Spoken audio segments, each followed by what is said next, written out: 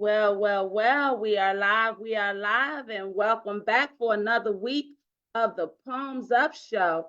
I just want you guys to know that, with this inclement weather, I have to first apologize for my little Paris look. At least that's what I'm shooting for. And then also, we've got our the time for changes now, compliments of the National Action Network and Mr. Al Sharpton, because we don't have our normal Palms Up set. I'm doing this show from home because that's how important it is that we get this word out. And boy, oh boy, do we have a show for you all this evening. I'm asking you guys to share the link. You know what it is. It's your girl, and it's time again for the Palms Up Show. Guys, we have a wonderful set of guests that are going to join the platform. They're going to talk to you about some information that we believe all citizens need to be conscious of, but most importantly, citizens living in and around the District of Columbia. But more importantly, we're going to be talking about gun violence and the fact that, Volunteers of America is doing their gun violence spiritual colloquium, and we've been talking about it since way before the holidays and before the new year began. So just as we've been doing every week, we've been making sure to keep you abreast of the wonderful voices and faces that are coming together to help the Volunteers of America, Chesapeake and Carolinas bring on this wonderful event for the community. You guys are going to hear some great information this evening. Most importantly, I want you to know that there is going to be at the Metropolitan Washington Community Church of Washington, D.C. Forgive me, we're getting started. Metropolitan Community Church of Washington, D.C. is going to be hosting this wonderful event. And I've got on the line with us today beautiful soul, Miss Maria Serpis. Is that correct? Yep, that's perfect, Maria Serpis. Okay. You leave it to this mouth, it gets on, and I'm sure to mess it up. Welcome, Maria, and palms up to you. Maria, they tell me, is very passionate about gun violence. And before we get going, I want you guys to know that we have on the link where you can register for the March 9th Gun Violence Colloquium. We're going to give you some more information throughout the show, but most importantly, we want you to know that on Saturday, March the 9th, at the Metropolitan Community Church of Washington, D.C., if you don't know where it is, it's at 474 Ridge Street Northwest. We're going to be hosting supporting the hosting of Volunteers of America, Chesapeake and Carolinas gun violence spiritual colloquium, because they want us to understand as a community that we've got to do more than just pray and have thoughts about this. And so they're saying is that more than just thoughts and prayers, they're coming forward so that we can be the community that we're meant to be, so that we can tackle this gun violence head on. They're going to have many speakers, guys. They're feeding us. We're going to be doing so many wonderful things at the colloquium. We're going to be having a prayer vigil, a prayer walk. And I want you to understand that the intent is that they can strengthen the community's dialogue around this matter, making sure that we're giving meaningful responses to the victims of gun violence, making sure that we're offering preventative understandings, because this gun violence, it is terrible, guys. I want you to know in the DC area, we ended 2023 with 274 homicides. And I want you to know that 19 of those homicides were to people under the age of 18 years of age, and 2 of them were infants. My God. I want you to know that also currently they're saying that the arrest rate, this is per the Washington Post, the arrest rate is 47%, just a little bit above 47%, and that's the lowest, they say, in 16 years. What in the world is going on in the District of Columbia as it relates to this gun violence? Well, we hope that you guys are ready. We hope that you got your sleeves rolled up and you're ready to go out and hit the community with us to help our families of gun violence, to help the families that are living under siege. We want to foster unity and awareness in the community around this event. We want to offer encouragement and tools. I want you guys to know that also on, January the 27th, from 1 to 2 p.m., we understand that ANC Nigro, who is going to be joining them on the 27th in order that they can host let's see what they're telling me. I just got these notes and I want to make sure they're holding a neighborhood forum. And I think that's so important. Before we come up, to ascend on that community. They're getting prepared for us. They're getting prepared for you, for your voices, for your input, for your prayers. Guys, on January the 27th, from 1 to 2 p.m., Metropolitan Community Church of Washington is going to host a neighborhood forum. And we would appreciate if you put these dates on your calendar. Guys, this gun violence isn't going to go away by itself. We've all got to come together and be vigilant. So without any further ado, I would like to invite Miss Maria to the forefront so she can talk to us a little bit about her passion in the area of gun violence, the work that she's been affiliated with, and how excited she must be to be joining the planning committee and the rollout, I should say, of Volunteers of America's Chesapeake and Carolinas spiritual colloquium on gun violence. They're calling out spiritual community leaders and everyone involved to come to the forefront so that we can join together. Maria, palms up, and thank you so very much for joining the Palms Up show. How are you this week? I am good. How are you? Oh, well, I got my hands in a little bit of this and a little bit of that out here in this weather for the Martin Luther King parade, and this is the result, my voice. But I hear that you are a passionate gun violence advocate, and I'd love to hear a little bit from you about that. Most definitely, yes. So I'm just really passionate because, as you stated, that high number of homicides that we had in DC this past year, it's scary, and it's starting to affect my generation. And in order to want things to change, you have to be that change. So you have to contact your politicians, you have to show up to marches, all those things, and advocate for them on behalf. And it's terrible to always see on the news, a mom crying about her child was lost in gun violence, when really we all just need to come together and try to end it. Absolutely. And you touched on something very important. It's affecting your generation, definitely. It's affecting us all. But the reality of what these issues that we're facing present day and what they represent for your generation, I'm so honored and so humbled to meet you and hear you say such profound things, because oftentimes folks from my generation and older are always thinking we know everything, right? We think we know. And the first thing we say, oh, this generation is lost. They don't care about anything. What say you to that? I think for me, it's a thing of, I have had family members and that have been affected by gun violence. They've had friends or family members that have been murdered. So I think it's also, I really want to show up for my generation, because I do hear it from other people. Oh, your generation doesn't matter. Oh, your generation is full of these things. I want to end those stigmas for my generation. I want to show up and say, yes, I am in my 20s, but I care about others. I care, and I want to make this place a better place. I always say that, when I leave this earth, I want to know that I left this place a better place than when I felt it. So, my God, and you're already aware of that. And here we are fighting to get folks on my generation and older to understand that, just that. At some point, you live long enough, you recognize that it's got to be more than just about, your financial gain or your social status, because you can't take any of that with you. And I love the fact that you're already conscious enough to understand the responsibility that comes with being Black. I have to just say it.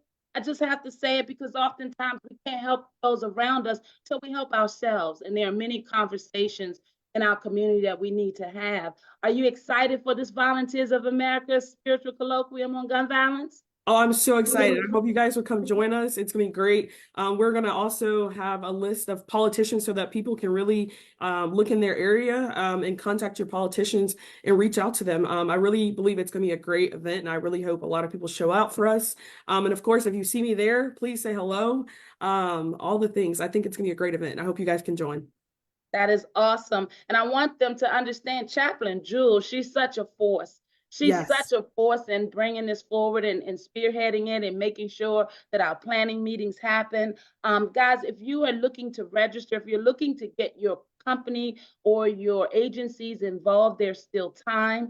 Please reach out to Chaplain Jules. Her phone number is 336-419-7579. And there is a website if you want to learn more information or add your company's logo to the fight, www.voachesapeake.org, @volunteers.org/colloquium and get more information. Guys, Volunteers of America, Chesapeake and Carolinas have been out doing this work in our communities for over 125 plus years. And I want you to know they're so passionate about these issues that are facing our communities and our families. And so if you too are fed up and you want to do something, you know our motto here, mental health matters. And what we mean by that is that we've got to be able to combat the issues of today in order that we help our families that are struggling with their mental health, their social challenges, just the reality that folks are feeling isolated in these understandings of gun violence and burials of family members. And it's so disheartening. Maria, I thank you so much for speaking on that. Talk to me about your background. Why are you so aware at such a young age, which is awesome? So I'm a social worker actually. So Ah, I work with people experiencing homelessness in the state of Virginia. And I have always just had the want to help people and give back to my community. So I guess a little bit of my roots. So I'm from Alabama originally. I come from a single parent household. So I really respect my mom for all the things that she did. And just growing up Black in Alabama wasn't always the easiest thing. And just learning to give back and give back to my community is mainly what's at my heart always. that's wonderful. I mean, you are such a joy. I tell you, and you are such an inspiration for your generation and ours too. At the gun, have you done other events with Volunteers of America? I have. So I have done a couple other events within our organization, and I really try to be forefront in whether that's within the planning committee or any of those things, because I really believe that in order to really be the change, you have to do something to change. So we can sit here and say, "Oh, I'm really sorry to hear that," but it's about contacting our politicians. It's about going to the marches. It's about showing up and advocating because that's how we get things to change in our world. That is so true. And my God, out of the mouth of babes comes all this wisdom. I love that you do the social service work, and I love that you are proactive at being in the forefront and in the front lines because that's so important. You guys are going to inherit all of this, right? But we got to figure this out so that you guys have a fighting chance at what's to come, you Very know? true. Yes, I very so true. appreciate that. I know that at the gun violence event, we've been talking about having the speakers and doing the gun vigils and the prayer vigils and things like that. What is it most that you can say you're most looking forward to? I think for me, I think I'm most looking forward to the march that we're going to do or the walk that we're going to do. Because, people, you can always say, oh, I'm going to contact someone. But when you see people around you walking and marching and having these signs and saying, we're here, we want you guys to see us, that's what I'm most excited for. And I'm praying for good weather so that there will be a lot of people out in the streets to see us and understand that we're here, we're serious about this, and we really want change. I love that. I love that. I hope, I know, I'm not going to say I hope, I know that you're inspiring some folks in your generation and ours to come forward because, one of the things I always say, DC has a lot of sideline professors. Everybody's an expert on what we need to do to fix the issue. But when it comes time for people to show up, we're a little thin. Yes, very much so. And yeah, not even just DC, even on the Virginia side, we can sit here and say, oh, we want better things, but if you don't show up and you don't speak up, no one can read you. So you got to show up. I know it's hard for some people, and I know exactly, especially for my generation. I think sometimes people are like, well, I don't want this person to see me. Who cares? You're fighting for your life. You're fighting for your friend. You're fighting for the person beside you. Show up. It doesn't care. It doesn't matter of what anyone thinks of you. Show up because it's the right thing to do. Show up for the parents who have lost their kids in gun violence or any other type of horrible tragedy. So just show up. I appreciate that. And, I can't dare miss the opportunity to talk to you as a member and representative of your generation about your thoughts on this mental health messaging and how it corresponds to your generation and the stigma that is so prevalent. How would you say, from your observation, your generation is able to deal with that or not? Yeah, that's one thing that, with my heart, that's something that's also really on my heart. So I just really believe that mental health matters for all of us. It doesn't matter who you are, man, woman, if you're black, white, doesn't matter. Mental health affects all of us. And we need to come together and stop putting the stigma of like, oh, you should suffer in silence. No one should suffer in silence. I always say we're always going to need someone before we leave this earth, whether that's a friend, a parent, whatever it is. So be that person for someone. So if you see someone hurting, if you see someone struggling, even if you just give them resources of, hey, I feel that you need mental health resources, give those resources because I think those can save lives in many ways. And I think it's sad that a lot of my generation, especially, it's you look weak or you look all these different, stigmas. That's not true. We all struggle in some ways. Some of us are just more emotional and we show that side of us, but it doesn't mean that it's not there for any of us. So I always tell my friends, I always tell anyone that I come in contact with, if you're struggling and you're going through a really hard time, please feel free to reach out. I know what it's like to struggle sometimes, and we all do. It's just a matter of who wants to speak up and say, hey, I'm here for you. It's going to get better. How can I help you? I love that. That's such a wonderful message. And I don't want to hog all the time because I've got some wonderful folks on the line, but I'm going to ask my overseer Coles. Oh, hey, overseer, palms up. I know that she's very excited to hear these intelligent words come out of your mouth because, you've just represent a generation that we're fighting for, right? We're fighting to stabilize things in order that you guys can come down the lane and join the fight. Overseer, would you unmute, please? I'd love for you to greet our guest this week, Maria. She's with the Volunteers of America, Chesapeake and Carolinas, very much active in their upcoming spiritual colloquium on gun violence. I know as you hear me ask her about mental health and how wonderful she speaks and being of that generation, Overseer Coles rears our beautiful, my nephew, Charles. Oh, hey, Charles, palms up. And he's very vocal and very proud to be a citizen that is out here forging his own path, although there were statistically diagnoses placed on him as though he wouldn't. And so I invite my dear overseer to come forward and just share a message, or did you have a question for Maria with her wonderful wise self? Hello, Maria. Hi.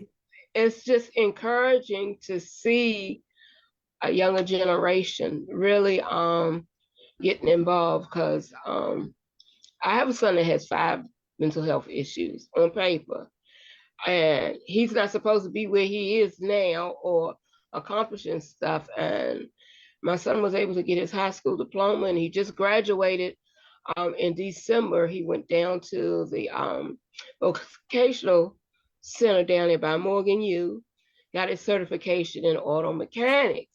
But man said it couldn't happen. Man said when they had him disabilities that they could be violent and all that. That not so. Not so. We speak life into our young people. Amen. And I find out that's one of the biggest problems. It starts in the home when the parents don't speak life into their children. But I also understand because I was forced to be a single parent. And it's very stressful when you're trying to work, you're trying to do home and everything, and then you have nowhere to go. I've seen the system destroy families. I say every week, I charge the spiritual leaders. We as spiritual leaders, we got just as much power as a social worker, and we don't have to get the government involved. Because sometimes some issues can be taken care of right there in their community if we will all come together. I was born and raised in DC, Ward 8. And I know the power that the big mamas had over us. And they spoke life. They spoke life. And if they heard our parents speaking something else, they got on them too. It's called accountability. But we don't allow the government to get too much into our households, and we got to take back our independence. I'm proud of you, Marie. You keep right on going, girl. You keep right on going. Thank you so much. Hey, Maria, I really appreciate you coming through the platform. I want to remind folks again that we're talking to Maria about her passion for gun violence and representing her generation. And I mean, my goodness, if her generation can come out and understand the importance of speaking up and addressing the issues of our time, in real time, showing up, getting off of the keyboard, off of the virtual understandings, and showing up in person to bring that human support. And we so appreciate her. Guys, on March the 9th, that's a Saturday, March 9th, 2024, from 1 to 6 p.m., at the Metropolitan Community Church of Washington, D.C. Volunteers of America, Chesapeake and Carolinas, they are hosting a gun violence spiritual colloquium. They're calling on members of the spiritual community as well as those around the community to come out and help them to foster this wonderful event to bring awareness, support, prayers, resources, you name it. We're going to have a good time. And I want you to know that on 27th of January, in preparation for Saturday's event of March the 9th, they're going to have a community forum up at the church. Get us prepared, get us understanding the magnitude of this gun violence. If you heard me say at the top of the hour, out of the 274 homicides that DC had in 2023, 19 of them affected and took the lives of folks under 18 years of age, and 2 of them were infant children. Guys, the headlines coming out of this city and in the DMV area around this gun violence warrants that we do something. Maria with her wise self. Hey, Maria, palms up to you, Queen. We're so enlightened for having spoken and met you, spoken with you and met you. She talked about writing your congressmen, writing your council members, your legislative officials. How many of us are proactive in that way? Are you engaging in these legislative spaces so that your voices are heard, so that your vote is counted? Maria, I thank you so very much. I'm so looking forward to meeting you at the colloquium because the Palms Up Show and Dr. Hamilton will be on site to support this wonderful endeavor. And again, guys, we're looking for sponsors. Please get in touch with the Volunteers of America, Chesapeake and Carolinas representative, Chaplain Jules Christian. Her phone number is 336-419-7579. And if you are an organization or a corporation out there looking to align yourself, align your brand and your logo, your messaging, your mission, if you're looking to align with a solid community supporter, you're going to want to reach out to Chaplain Christian to find out how you can get your logo added to this wonderful event. We're looking for testimonies. There's so many families, my God, that have lost loved ones to gun violence. We are looking to hear from you. We're looking to support you and to come together as a community. Remember, more than thoughts and prayers is what Volunteers of America, Chesapeake and Carolinas want you to understand. They're ready to roll their sleeves up, put their palms up, and do the work. And will you please join them? The website is www.voachesapeake.org/colloquium. They've been out in the community doing this kind of work for more than 125 years. So I'm telling you, the time to go and get involved is now, DC. Maria, before we let you go and we open up the platform to talk to our other beautiful guests this evening, do you have any other messaging that you'd like to leave us with? All I just gotta say is just please show up on March 9th for us. As I said before, if you want to see change, you have to be that change. And if you would like, I will leave my contact information in the chat box so that if anyone wants to get in contact with me, if you have questions about the colloquium or anything else or any way that I can help, please feel free to reach out. And thank you so much for having me, and palms up. Hey, palms up to you, Maria. I look forward to us continuing this conversation. And absolutely, would you please drop your information in chat? I got some big mamas and some soon-to-be big mamas on the line, and we want to make sure that they have connections with our generations coming behind us to stay motivated and to know that it's the reason why we do this work. God bless you, you beautiful queen, and palms up. And please stick around and stay around so that we can have this discussion this evening. Thank you so very much.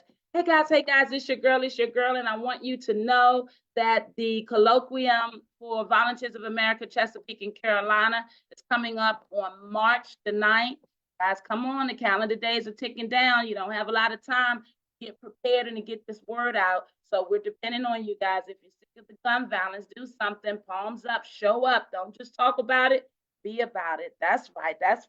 Guys, you just heard me talking with Maria Serpis, and I want you to understand that if you want to get the link to join tonight's conversation, you can do so at www.healthydcandme.org. If you're just joining the platform, I'm apologizing. I got my little periscope on trying to camouflage.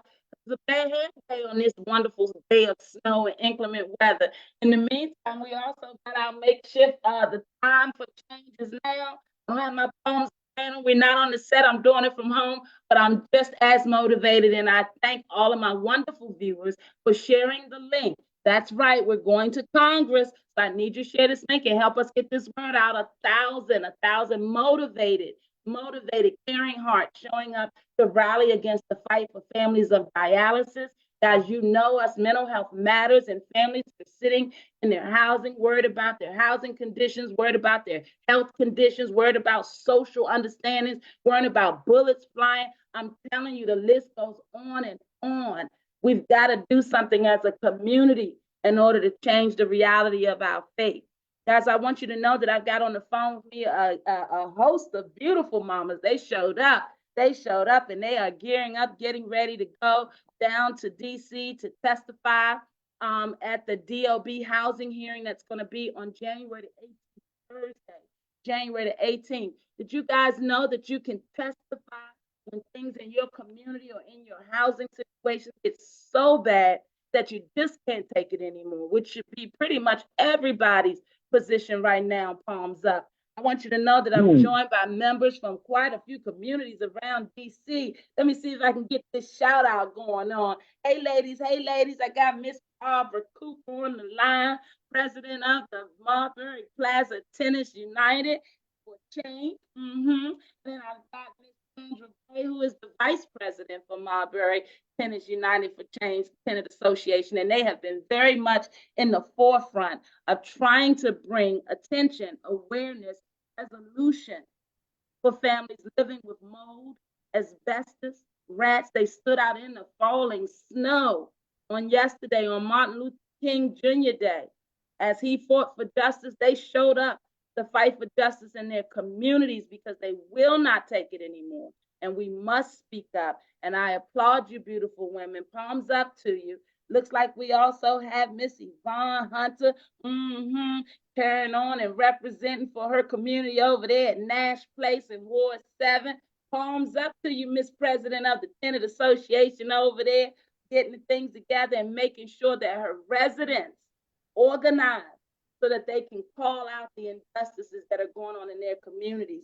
And not to be outdone, we got Miss Tanisha Gordon, and look like I got Laura Askew, but let's talk about Tanisha. I know Janine was chiming in, and I hope that's her trying to connect. But Miss Tanisha Gordon coming to represent the beautiful community of Wingate over in Ward 8, because they too have some matters of injustice in their housing that they want you to understand and hear about. We're hoping today, guys, that through their voices, through their truth, through their testimonies, you will understand why it's important to be engaged in everything going on in this city right now.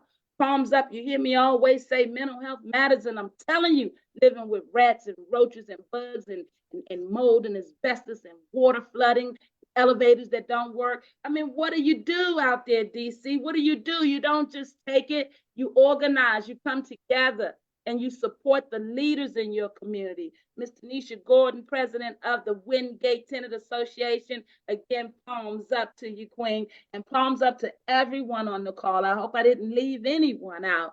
I want you guys to know out there that everybody's not sitting down complaining, sitting behind a keyboard, posting about it. Some of our folks are organizing and showing up. And tonight, I want you to hear from them firsthand. Did you know that DC is in an election season? That's right. They've got to replace two of the council at large members, Mr. Robert White's seat, who is the chairperson of housing. We're going to hear a lot about the interactions of these communities with Mr. Robert White. We also have Christina Henderson, who's an at-large council, and her seat is up for change as well. I want you guys to understand it starts with the leadership. We've been getting the same thing, and these are the same representatives in there. You got to send them on. You can love them and like them and everything else, but if they're not performing well enough in your job, in their jobs to keep our citizens from falling prey to so many negative statistics across the city, then we got to move them forward. I read a quote, and I want to remind you guys. They said that the voters do the hiring and the firing. They said that's why we have elections. And they said they wonder if the current elected officials in DC are capable of governing DC. They said that they're throwing money at the problem, but we don't have any oversights. Who do you complain to when you find yourself living as you are? Is our current mayor out of touch with what the true needs of our citizens are? I'm just saying the time for change is now, Palms. And I want to ask my ladies to unmute. I'm going to invite Ms. Cooper to kick this off for us and talk to us a little bit about what Marbury Plaza's plight has been. Many of you may have been following the headlines. And yes, it's the same issues of yesterday.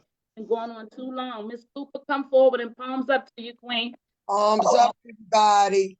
My name is Miss Cooper. I'm the president of Marbury Plaza Tenant United. Wow, we have been through a lot.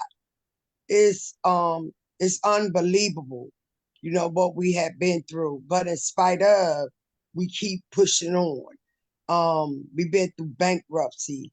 We've been through DOB fighting with us, OAG going behind our back, making deals that they shouldn't even been making. I think bankruptcy was the thing that hurt us the most, because they say we have these rights, but they don't give us the opportunity or the right to, I guess I want to say to invest in them.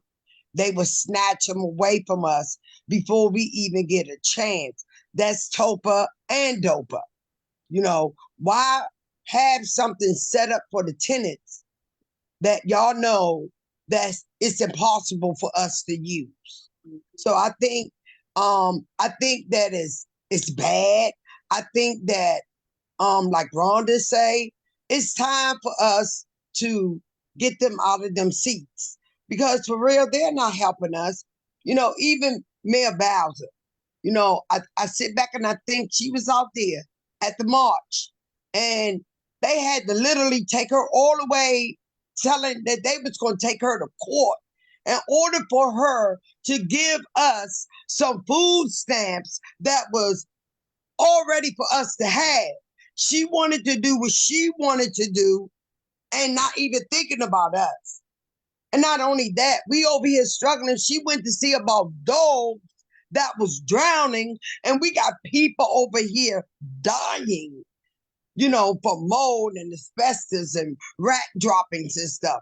Robert White, I'm very, very hurt behind him. He don't know what he's doing. I think I could do better than him, to be honest. You know what I'm saying? I really, really do.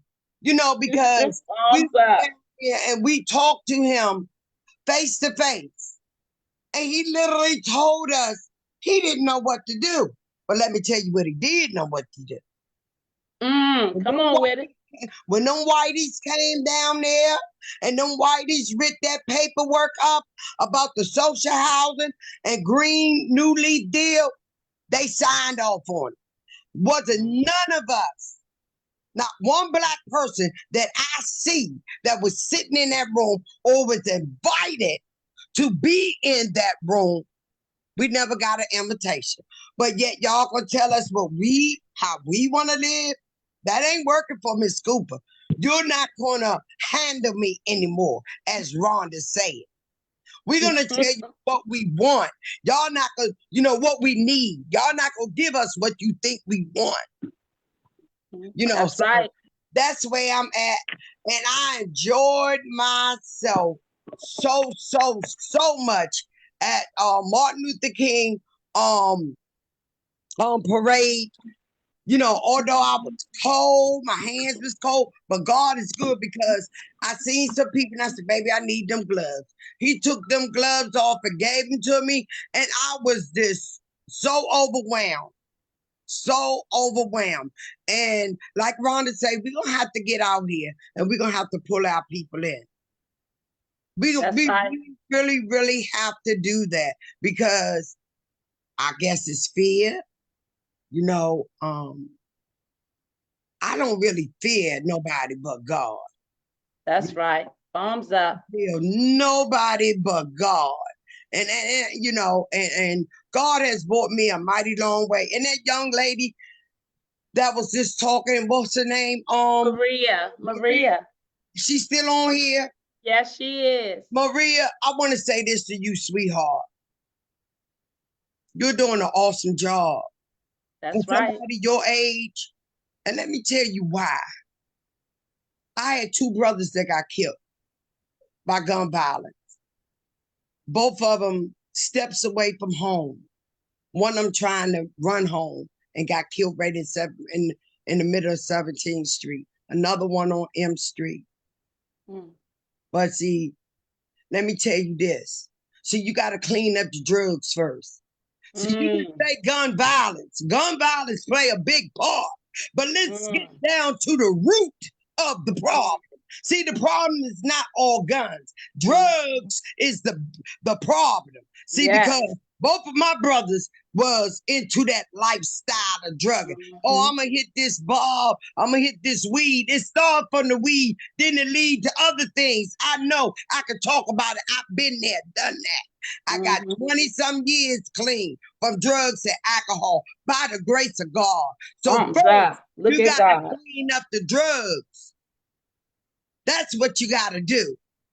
Once you get the drugs off the streets, then you got to have jobs for them. You got to have activities for them. So you can't take them off of something and don't have nothing to help them to get themselves together. Where's the programs? Where's the help? Where's the oversight? You know what I'm saying? Pretty much. Just driving the bus blind. We just putting the money out there and saying we did it. We threw the money at it.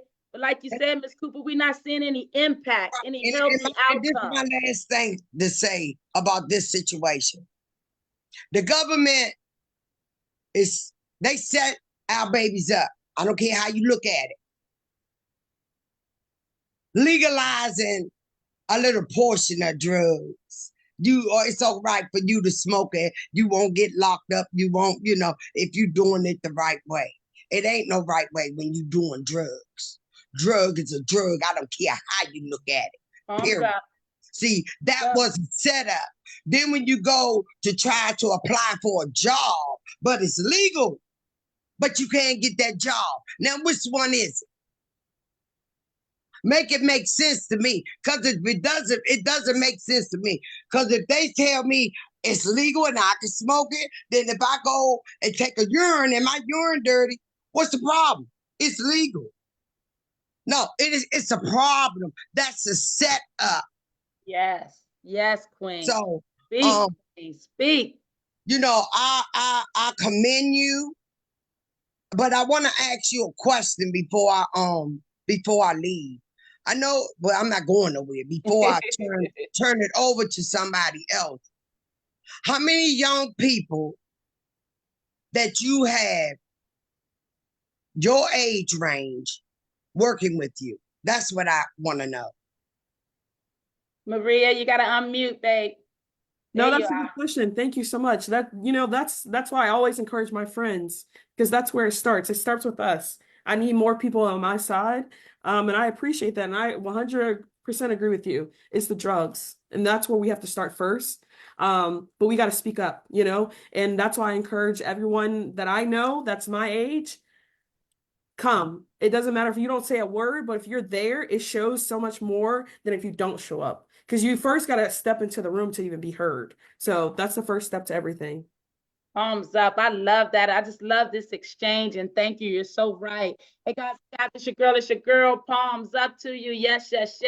Another week of the Palms Up Show, and we are speaking with members from our DC tenant community. That's right, our leadership that stepped forward. Thank you, Ms. Cooper. I appreciate that. You guys, you heard me say that we got election season upon us, and when you need to hear them is when they come out asking you to sign those petitions. You need to let them know. You need to show up like our folks did for Marbury Plaza yesterday, calling them out, vote them out. No more rats, no more realities of living with hazardous substances, no more unhealthy exposures, guys. That's one example of Marbury Plaza's representation for their tenants. We've got the 2 at-large seats you heard me mention, Robert White and Christina Henderson, that has to be changed out. We also have Ward 2, Ms. Brooke Pinto, who's having to run for re-election. Ward 4, Janice Lewis George is running for re-election. Ward 7, Mr. Vincent Gray says he is not running anymore. So we've got to find out of all those folks that are running, who are the likely representations that you want to see in there. Ward 8, Mr. Trayon White has not indicated if he's running again or not, but we do see folks lining up to run for Ward 8. Guys, I need you to understand something. Now is the time to be heard. Show up at these events, show up at these community demonstrations, participate in the hearings that are going on down at the council so that the voices are heard. Just talk about it amongst yourself does not change anything. And I do understand. There were people that look like me that came before me that told you all these wonderful things, but I'm just going to tell you like this.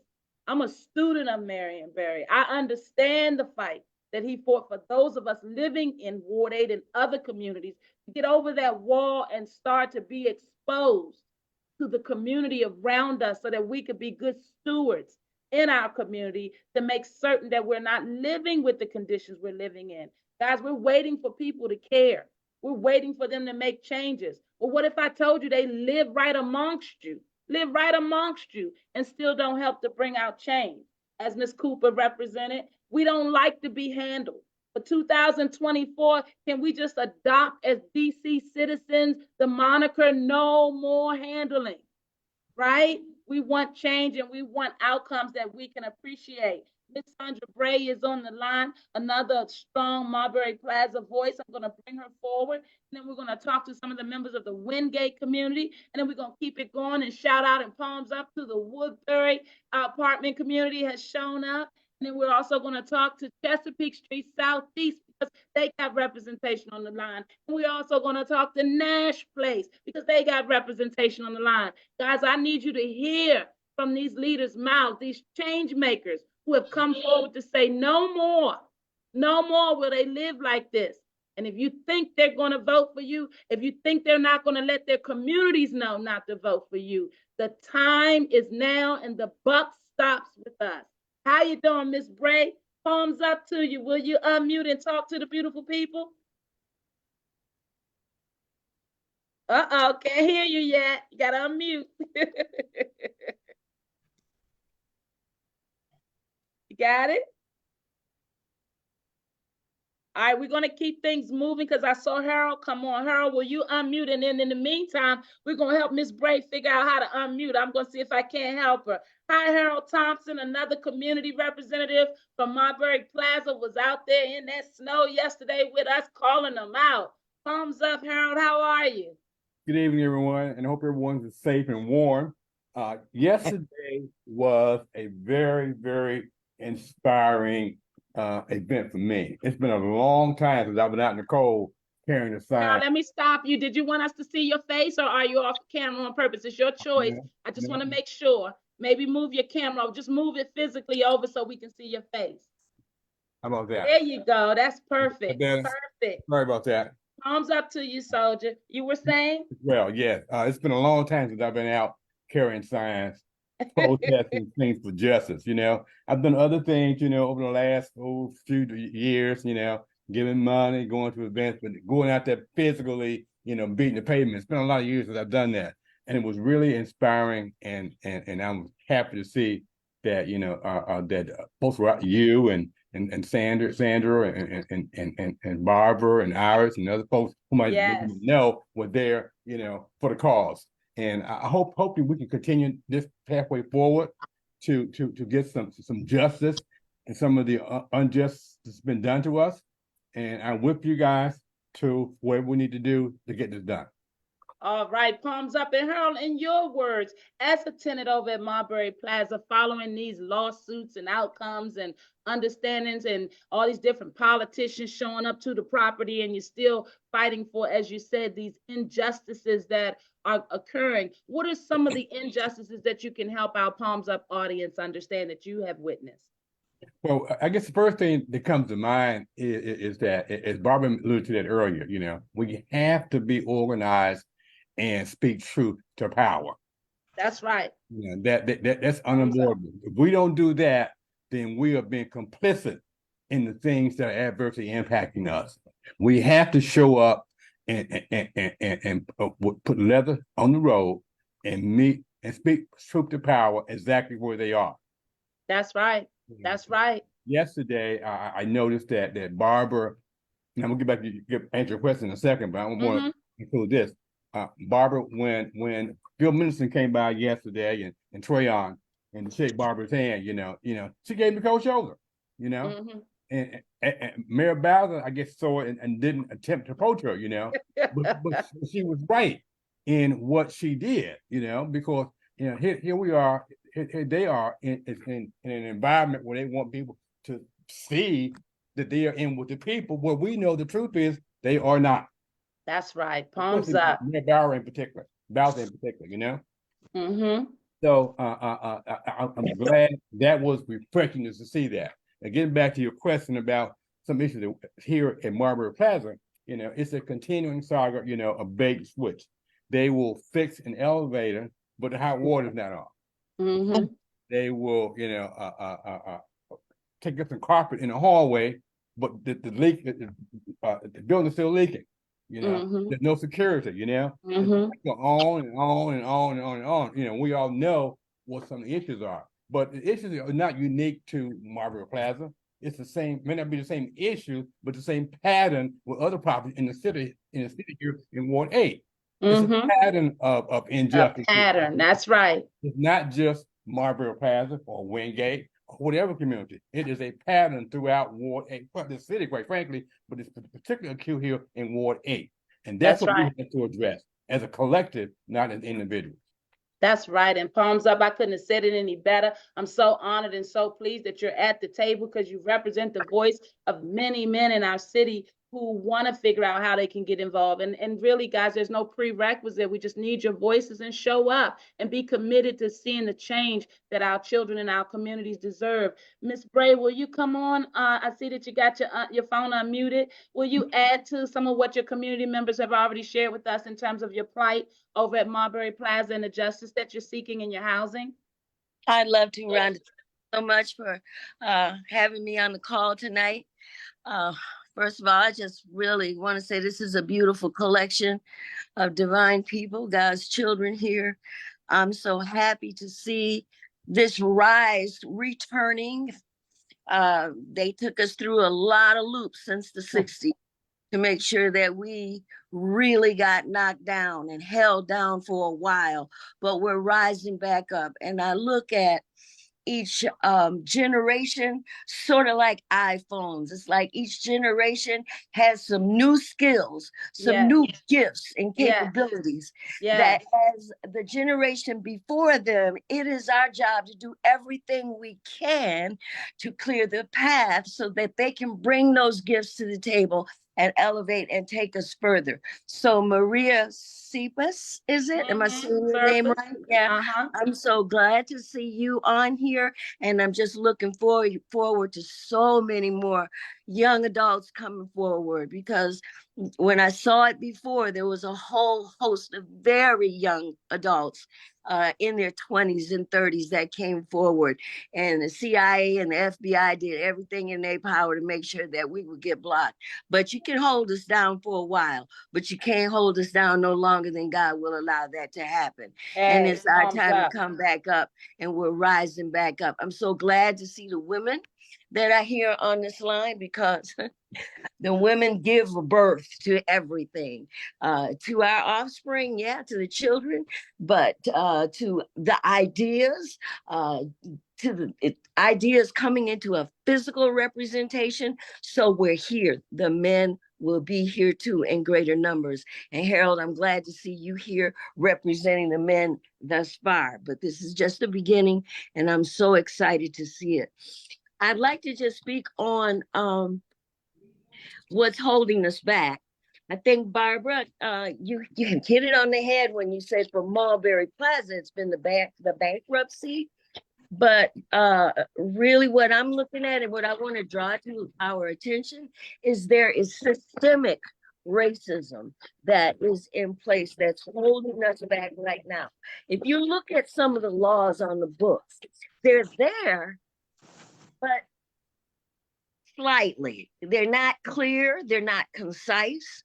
Like when you look at the law about living in uninhabitable conditions, Now, the law says that we have a right to hold rent, so we think, but actually it doesn't really say that. It says, let me read this to you. Confusingly, DC law doesn't explicitly grant tenants the right to withhold rent. What the law does say is that an eviction performed after a tenant has followed the procedure is presumed to be retaliatory and therefore illegal. So it's illegal to stay in violation of building codes. It's illegal to hold rent, kind of. So that goes on there. There's also the time that's allowed for addressing repairs, and that actually reads a reasonable time. So, and Rhonda, you pointed that out to us. Reasonable time doesn't tell us anything. We have nothing to go on. What's reasonable? Absolutely. Yeah. We went down to the council and we approached, well, first we approached Trayon White because that's our council member for Ward 8. Mhm. And he came down and met with us and said he was all on board and everything like that. But then he couldn't be found. He also gave us some erroneous information about TOPA. So did other council members. So did OTAs. So did OAG. And having been misled about TOPA, which I understand has been pretty much the case with all these properties that have been changing hands, nobody has been given the proper procedure of how to instigate our TOPA rights. We were explicitly told a lie. So the owners of these buildings are in violation of what the law calls them to do, but we can't touch them. What OAG has told me is that you can't touch the man behind the curtain because they hide behind the LLCs, the corporations that they have. So while they're performing illegal acts that result in deaths and injuries to traumatic changes that last lifetimes, you can't hold anybody accountable. What is this that Rhonda's always talking about? Accountability. Mhm. It's Thumbs just up. not happening. It's So we not. go to the council members and we talked about TOPA and the amendment that was being kicked around in 2018. It was actually changed to be not quite as strong as the initial TOPA Act that you come in up front before bankruptcy occurs, because that calls for the landlord to notify the tenants organization. I think it's within 5 days of posting their property for sale. And if it doesn't matter if there's a third party that's involved or not, there can be a third party at the table or not, he still is obligated to let us know. That hasn't happened at Marbury. It hasn't happened at any of the other properties as well. But yet nobody's being held accountable. So we tried to bring that back to play. We wanted it initially with the same teeth the first one had, but we have to get a way to make sure it's enforced and make sure there's accountability, because there is none. Having gone there, we just got the runaround. We got delayed. And after a couple months, Robert White told us they really couldn't come up with anything. So thank God for Rhonda Hamilton. We said, she came up with, palms up to Rhonda Hamilton. She is on her job. My sister. Anyway, we came up with some amendments for the tenants' right to deal with this unreasonable time period for repairs, to deal with all these loopholes that allow these businesses to just move in and out so that we can't hold them accountable for anything, and to hold the council members, to hold the regulators, DOB, hold them accountable. There needs to be some kind of oversight, some kind of internal investigation, and surely they can't investigate themselves. Nor would they. Right? So bringing that to the table, we heard nothing for a while, and finally, after writing letters and what's happening over here, what's happening over there, we finally got invited back down there to have a meeting, and when we got to the table, Yeah. we were met with DOB. The game was just completely changed. That was the biggest slap in the face ever. I couldn't believe it was happening.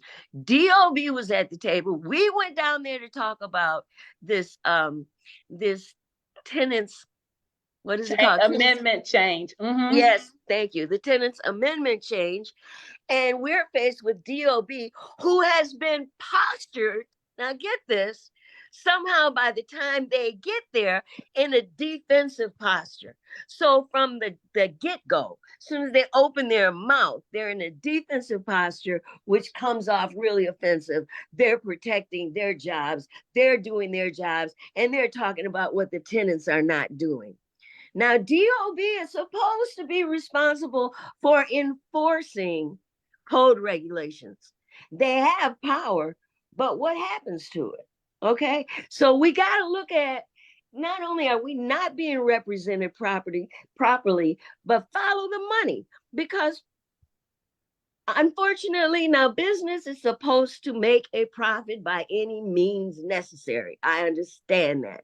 But our government, elected officials, and regulatory people, enforcement, they're supposed to be there to keep the balance and make sure that moral code is adhered to and that this type of systemic racism isn't going on. But they can't do it either because they've been sucked into the greed. They've been Amen. sucked right into the greed. So Amen. follow the money and you're going to find out what's happening there. But we people on the ground, on the grassroots, right here on the bottom, are the only ones that can do this at this point. Because as I said before, they're not going to be able to police themselves. That is an addiction. That's an addiction worse than heroin addiction, because that's an addiction that says, I'm going to keep going after the money no matter what. I don't care what these tenants are saying. I don't care what the constituents here are saying. I'm going to keep on going off after the money. I just can't stop. I believe I can talk about risk-taking behavior. They will take it. And it can get dangerous. But I just encourage us all to stay committed. Understand we are under the hand of God. And so Yes. do everything that we can. This is what time it is right now. Everything that we can. And Amen. don't worry about any kind of recompense that's coming down the line, because there's just nothing that can stop us. If they take out one of us, they can't stop the movement. I love it. Yeah, so I love it.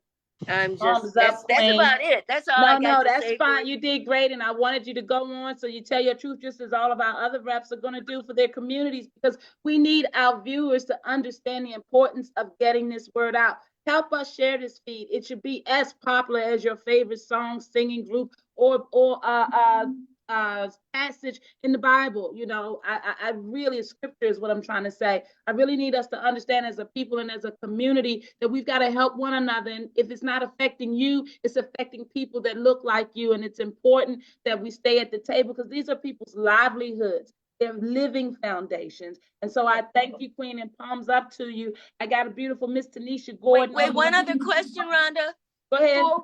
Before we go, can you please drop into the chat line about that preparation meeting for the I think it's for the gun violence that's happening on 2024. There's also a preparation meeting. If you could just drop that in the line. Yes, I will make sure you guys have it. January 27th is the meeting she's speaking of at the Metropolitan Community Church of Washington. There's going to be a community forum that's happening, and I will make sure you guys get the information for that. And you can also contact Chaplain Jules. Let me give you this phone number so you get all the details. 336-419-7579 is Chaplain Jules Christian, and she will help you to understand information regarding the upcoming spiritual colloquium on gun violence. Palms up to you, Queen. We're going to keep this going. You guys, you're going to hear some detailed information about what these tenants and these tenant representative experiences have been. You've heard Ms. Bray speak of the TOPA rights and the bankruptcy understanding. In many of these communities, we're finding out that the landlords are bypassing the Tenants Opportunity to Purchase Act. That means when they sell the building, they're supposed to give tenants opportunity to have an opportunity to purchase property. But since we know there's a big real estate grab going on in our city, a big support of developers from our mayor, what happens is our tenants' rights get bypassed. And that's what you heard Ms. Bray speaking of. As a result of being held in contempt of court for the better part of almost 2 years, this landlord still has yet to correct the violations at the property. And even with having the Office of Attorney General at the table, his tenants are still posting every day or every other day in their Facebook group, the different realities of what they're still dealing with, even while they're in court. And what we simply said to Mr. Robert White as the chairperson of the Housing Committee, why in the world do tenants of DC have to live with such egregious living conditions while waiting for court outcomes? DC has the power, it's in the language. Why isn't it being enforced? We have a young lady, Miss Jennifer Berger. I'm going to put it on blast. I will never bring anything forward to my community without receipts, because it's important that we hold them accountable. We have a young lady, Miss Jennifer Berger, who is the director of social justice in DC. And every tenant on this line will tell you that they're getting anything but justice in their social matters. So why should these people be allowed to serve in these positions when our families are left to struggle as they do? Thank you, Kristen. I want to invite Miss Askew. Can you hear me, Laura? Laura is representative of the Chesapeake Southeast Street community, where she's got about 12 tenants over in her setting. But whether it's 12 or 800 tenants, the reality is that there are DC tenants living under siege with similar conditions. Can you hear me, Laura? If you can, will you unmute? Okay, Laura, if you come back through, I will keep a watch for you. Tenants in the Chesapeake Street community, Southeast Ward 8, of course. I hate to say that, but the predominance of where we're seeing these types of situations happen is over in Ward 8.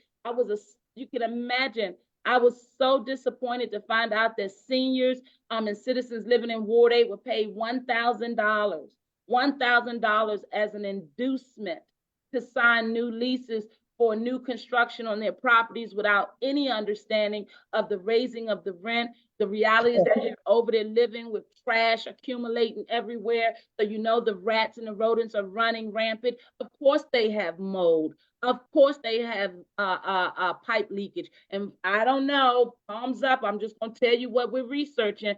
Tell me that this particular landlord was supposed to have his license stripped, that he wasn't supposed to be able to acquire any more DC properties. And they too have a claim that their TOPA rights, their Tenant Opportunity to Purchase Act, that their rights were bypassed. Guys, we don't speak up. These are the types of things that are going to happen from one family to the other, from one community to the other. So for those of you out there in our Palms Up viewing audience that's walking around still talking about, oh, well, or that's my man, or that's my girl, if they are in positions of leadership and affecting or not effectively helping these tenants to live decent lives in this DC housing understanding, then you got to be real, because you're part of the problem too if you're not willing to stand up to help these families. HUD said in 2022 that DC has failed to provide decent, safe, and sanitary housing. We have 400 opioid deaths annually. Why? We got 98% potent fentanyl on the street. Shout out and palms up to my dear Dr. Chapman over there fighting the fight to get DC to understand what the citizens need, what's in their best interest. DC is currently the 3rd highest in the country behind these opioid deaths. So when you talk about social housing, my dear ANCs out there, my dear activist groups that are hijacking, is the word I'll say, hijacking the downfall of these citizens and selling them on the idea that social housing, this Green New Deal for Housing Act, cut it out. HUD has already come through this land and said that DC is doing a terrible job with providing decent, safe, and sanitary housing in their public service model, in their public housing understanding. So now you come and present to these tenants the understanding of a Green New House deal. Go get these irresponsible governmental officials to sign off on it and sell them on some souped up public housing understanding, because social housing is another understanding for public housing. Our federal government and the district government provide subsidized funding so tenants can have the freedom to live where they wish to based on income capabilities and the subsidies that exist. There's a dignity that should not be ignored in suffering, underserved, and low-income communities.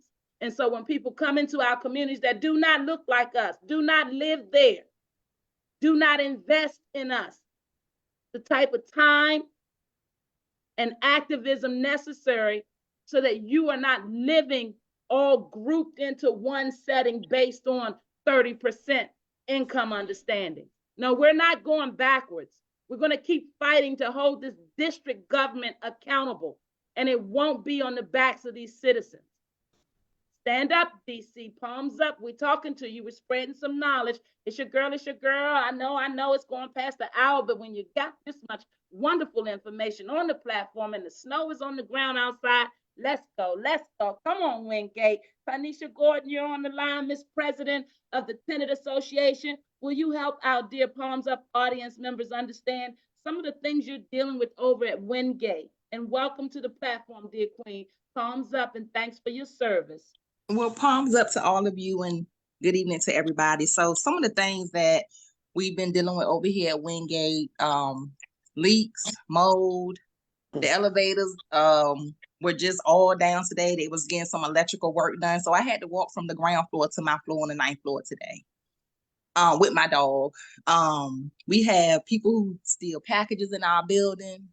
Our laundry room isn't up to par. I know I counted at least 5 washing machines in a row that weren't even plugged up or working. I had an abundance of dryers that aren't working in our laundry room. Roaches, mice. I've taken pictures of dead mice in the ground floor hallway. I've caught a lady that I now know her name that peed in our hallway during the daytime. In the middle of the day, she just peed in the hallway. And I only realized she peed because I heard the water hit the floor.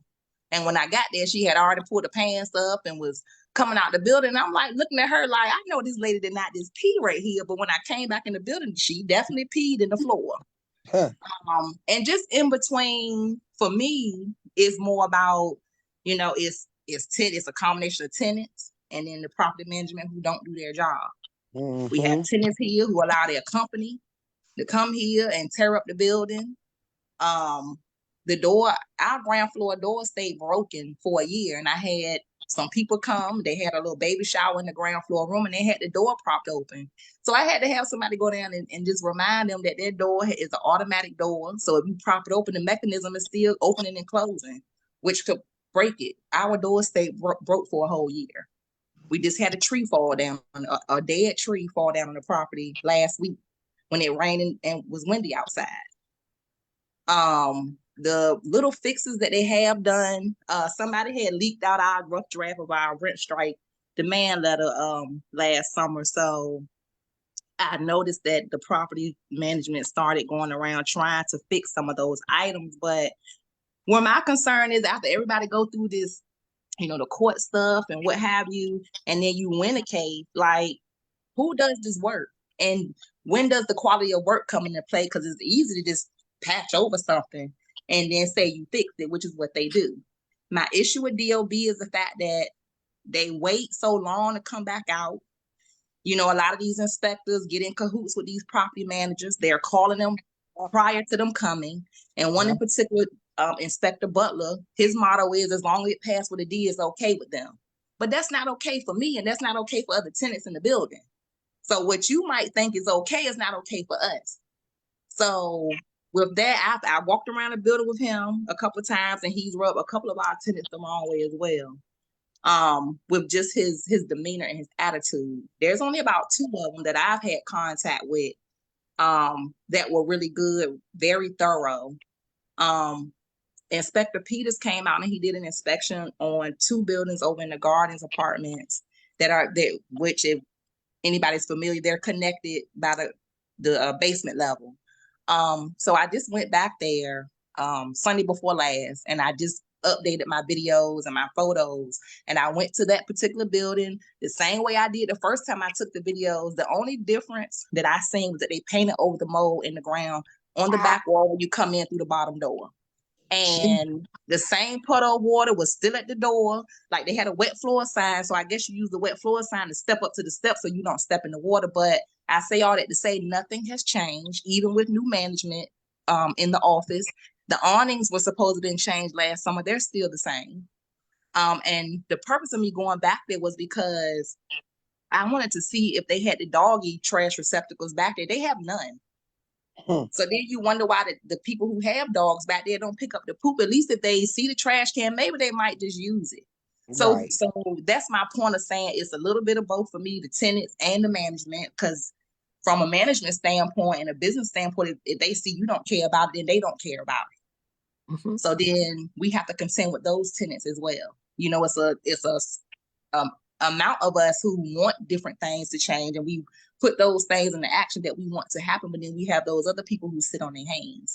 And for me, that's just a drain of my energy. So I'm gonna focus and connect with the people who want to fight and want to continue to fight.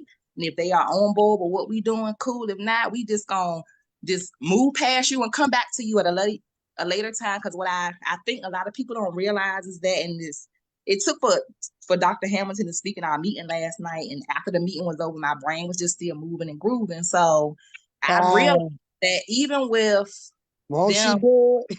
just making a point about them consistently complaining that the maintenance or the office, DOB, DOEE, you know, and then to have one of your presidents or somebody from your board go and request for those reports from DOB, then what you didn't put on record is something that we're going to get anyway. So it works hand in hand. It took for me to experience the meeting last night to even think that far into it when Dr. Hamilton kind of tied everything together for them. And I think they understood what the plan, what the assignment is now. Because I think a lot of them didn't realize that me and Janine, not our former president, me and Janine, we've been going off the property, showing our faces in different places and spaces with people. So this is not anything new. I think this is just another level added to what was put in front of us that we just picked up and ran with when we had a president that wasn't moving in her full light as a president. And I realized that some of the stuff that I was trying to convey and put in place with her, being in, you know, on the top of everything, you know, she would kind of shut it down. But I think now, like Dr. Hamilton said last night, it's a great time for our board to start over. So that is what we're doing. And again, if we have tenants here on our property, they're more than welcome to participate. But we had a couple people who pushed back last night or making it seem as if they're not included. But I had to let them know that anytime I go off this property and speak in front of anybody, that I always include both properties, because to me, I see us as one, not separate. But unfortunately, it's a lot of people back there who assume things, not come to the meetings, not ask questions. So you take whatever you have and you run with it. And then you spread that negativity back there. So then you don't have people coming up here to come to the meeting. So what I did mention to them last night, that I will talk to the new manager down there to see if they will be willing to allow us to alternate the meetings, use their community room 1 month, have one up here. So if it's down there in y'all community room, then what is your excuse now? Because we had a tabling back there in the summer, like right by the rental office. We had music, we had a tent out there, we had snacks and stuff. And we did have people come out, like more single dads that I figured out that live back in the Gardens than it was the moms. So, and again, with our old president, I don't know why she felt the need to keep everything, but like that sign-in list that we had like 20 names on it. So I don't have any of that stuff. So when I say like we're starting from scratch, we're literally starting from scratch, which is fine, because then it'll teach me a better way of running a board and not just allowing the tenants to dump everything on the board, because that is what was happening. Like, there is no reason for a president or any member of the board to be getting phone calls at 3 in the morning. I'm not a maintenance man. I'm not the police. I'm not security. I'm not any of those things that could come to your immediate aid. And unfortunately, our old president allowed those things to bombard her, in addition to her just trying to do too much. Let's focus on the main course, and let's get the building fixed. And then we can worry about the community events with the tenants and stuff when we have something that we can say is home and that we can present and invite people in. Because I don't even want to bring nobody to my community room to have a party or a get together. The only thing I would do is the meeting, and that's it. So I'm down to move forward with the next level of this. And I think that since my grandmother passed away, and then knowing how much she was involved with the community in Northeast, she was part of the Orange Hats. You know, her and my grandfather, they used to walk the streets in Northeast. Yes. You know, Palms up to our giving Orange people Hats. coffee. Yes. You know, so hearing my grandmother being a part of that, you know, just made me feel like, well, dang, maybe I should just push this a little bit more. And I think that God has given me a bigger assignment. Yes. And I don't want to be emotional with y'all, but that was my discernment that I felt, that once I decided to be the president, that, you know, I was going to have to step into another light. And as much as I like to be behind the scenes and orchestrate behind the scenes, God is taking that scene, that wall from in front of me, and he wants me to step out into the light. Absolutely. So this is where I am. So I'm just going to embrace whatever he's putting on me and just move with it, because I know he's not going to put nothing on me that I can't take. I done been in worse situations. I've been homeless before. So fighting for me is not a problem. As long as I have the support, you know, and the people behind me, then, you know, I can sound my bullhorn louder than what I already do. Amen. Hey, Tanisha, you are a wonderful leader, and I thank you for your humility, and I thank you for being so honest and upfront. We're helping our Palms Up viewers to understand that these are personal testimonies, and beyond just being the leaders to step forward, you are also someone yourself that's going through these same realities, and you want stability in your housing. Guys, the reason why we are the mental health advocates and why this housing advocacy is so important, because we've realized that until we can have stable foundations to raise our families, to be able to build our lives upon, then there is no reality that is going to be bigger for us other than the fact that our housing is not stable. And we elect leaders. What did I say again? Why do we have elections? Because the voters do the hiring and the firing. These leaders that you're electing to put in there, they're not coming home to these realities. How about paying rent somewhere and you too embarrassed to bring people home to visit where you are? Exactly. How about that? How about keeping our tenants so divided and arguing amongst one another because we're all dealing with the same realities and we deal with it differently? Those 3 a.m. calls sometimes represents the folks that are just breaking down, and there's nowhere or no one to really understand it. That's why Healthy DCME Leadership Coalition, that's why MI Mother's Keeper has stepped up to the plate to help these communities and help these beautiful leaders so that they can have somewhere to route those 3 a.m. calls, because we understand that. We recognize that. That's why we say mental health matters. We don't want folks feeling like they don't have anywhere to call or they don't have anyone that's going to help them out of it. And our community leaders need our support. Let's face it. You didn't sign up for rent in the nation's capital to live in a space that would have you going through the many changes that many of you are going through. So I applaud you, sister. Healthy DC is at the table. Dr. Hamilton is leading the charge, and my overseer, my bishop, were also very, very pleased and humbled to have you all greet us at the meeting last evening. We heard tenants complain about rodents getting in their beds, seeing their mess. We got tenants complaining about rodents in the walls. Come on, Miss Janine Evans, palms up to you. Why don't you add on Miss Tenant Liaison or Community Liaison, Wingate? Hello, my beautiful queen, and palms up to you. Palms up, palms up. Good evening, everybody. So just to piggyback off of that. Well, first I want to say, Tanisha, you know I got your back. We're gonna do this. That's right. Palms up. I always appreciate my liaison, aka my bodyguard. But yeah, I always use my situation I had feces backing up in my tub. I'm on the 10th floor, which is the top floor. Now, why is it coming up to the 10th floor? Well, come to find out that we have our pipes, they're still lead pipes. Of And course they had they put are. and they had put too much in there.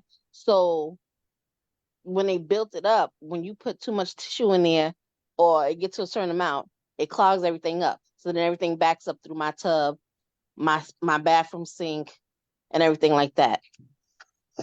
Had an inspection. She came out, and by then they had fixed it, but nonetheless, you still had the smell in here. So now I got my balcony window open for forever to get the smell out. And it was summertime.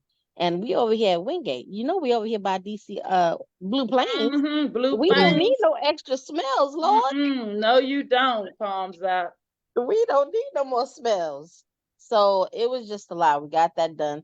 But it took them 4 or 5 different times before they got it fixed because they had to tear the floor out. They tore up my tub, they tore up my toilet, the floor. It was looking crazy in here. But that got done. But it's crazy because just today I'm sitting in my room and I can hear the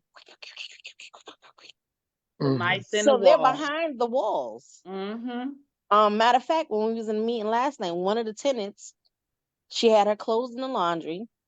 When she stepped out, she put them in the dryer. Now the meeting went overtime, so we went from 7 to 9.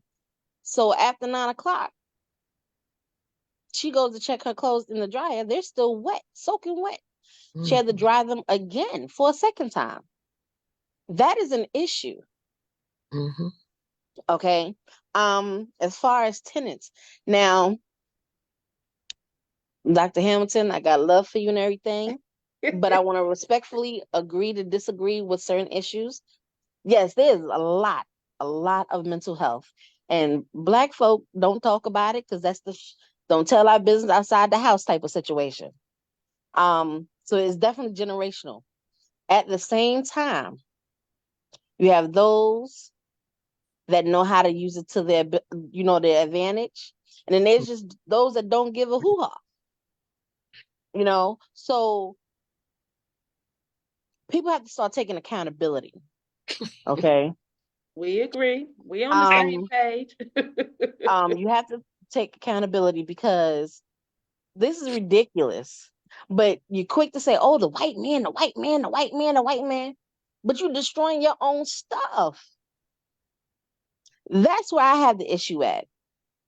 We can deal with getting the building fixed. We can fight that to the fight. But if they're fixing it and you come and tear it up, well, what's the daggone point? If you're going to tear up your own stuff.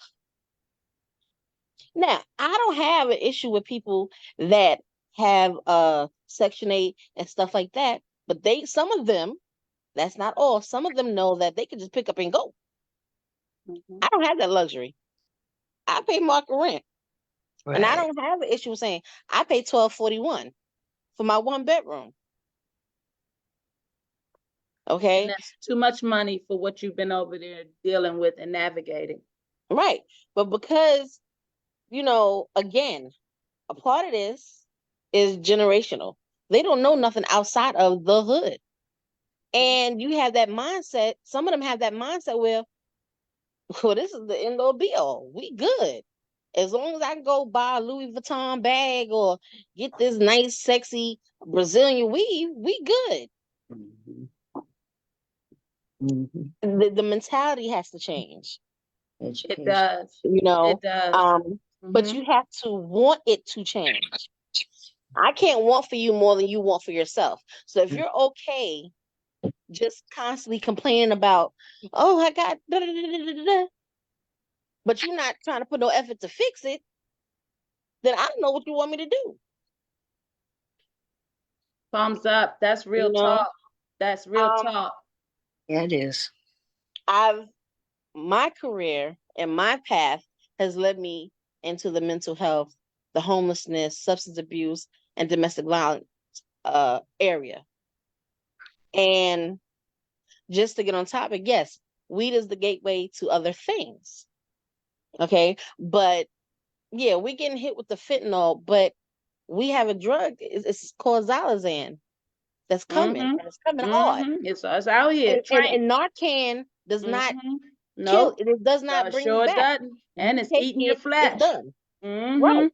Mm-hmm. Narcan can't help that. So Mm-hmm. when they say people are walking out here like zombies, that's because it's a horse tranquilizer. The vets use it for big animals when they need to do procedures. But you think it's okay to mix it with Joe, and they're mixing it mainly with cocaine and heroin. So that's gonna be an issue. Well, that is an issue. That is an issue. But right Absolutely. now, it's not talked about so much because it hasn't really hit the white neighborhood yet, the white kids yet. Mm-hmm. When it do, you gonna see it on all the TV, the radio, the this, the that. You're gonna hear it all over. And no, it's not to play the white black game, but it is what it is. It is what it is. It is what it is, Queen. And until we have a, God forbid, Philip Mendelssohn King on that drug, or even Say Mayor it. Say Bowser it. kid, Mm-hmm. it's not gonna be an issue. Even little Webster, what's his name? Trayon White. You know his name. Until something happens, God forbid, to his kid, it's not gonna be an issue. Come on, Queen. Speak your truth. Okay. I'm sorry, y'all. This stuff, man. Look now. You don't have to apologize. That's why we do this show, Palms Up. And Janine, I just want to say to you that it's always okay to respectfully agree and disagree. That's what we have to learn in our community. We have to understand what conflict resolution looks like. We have to understand that more of us need to be at the table.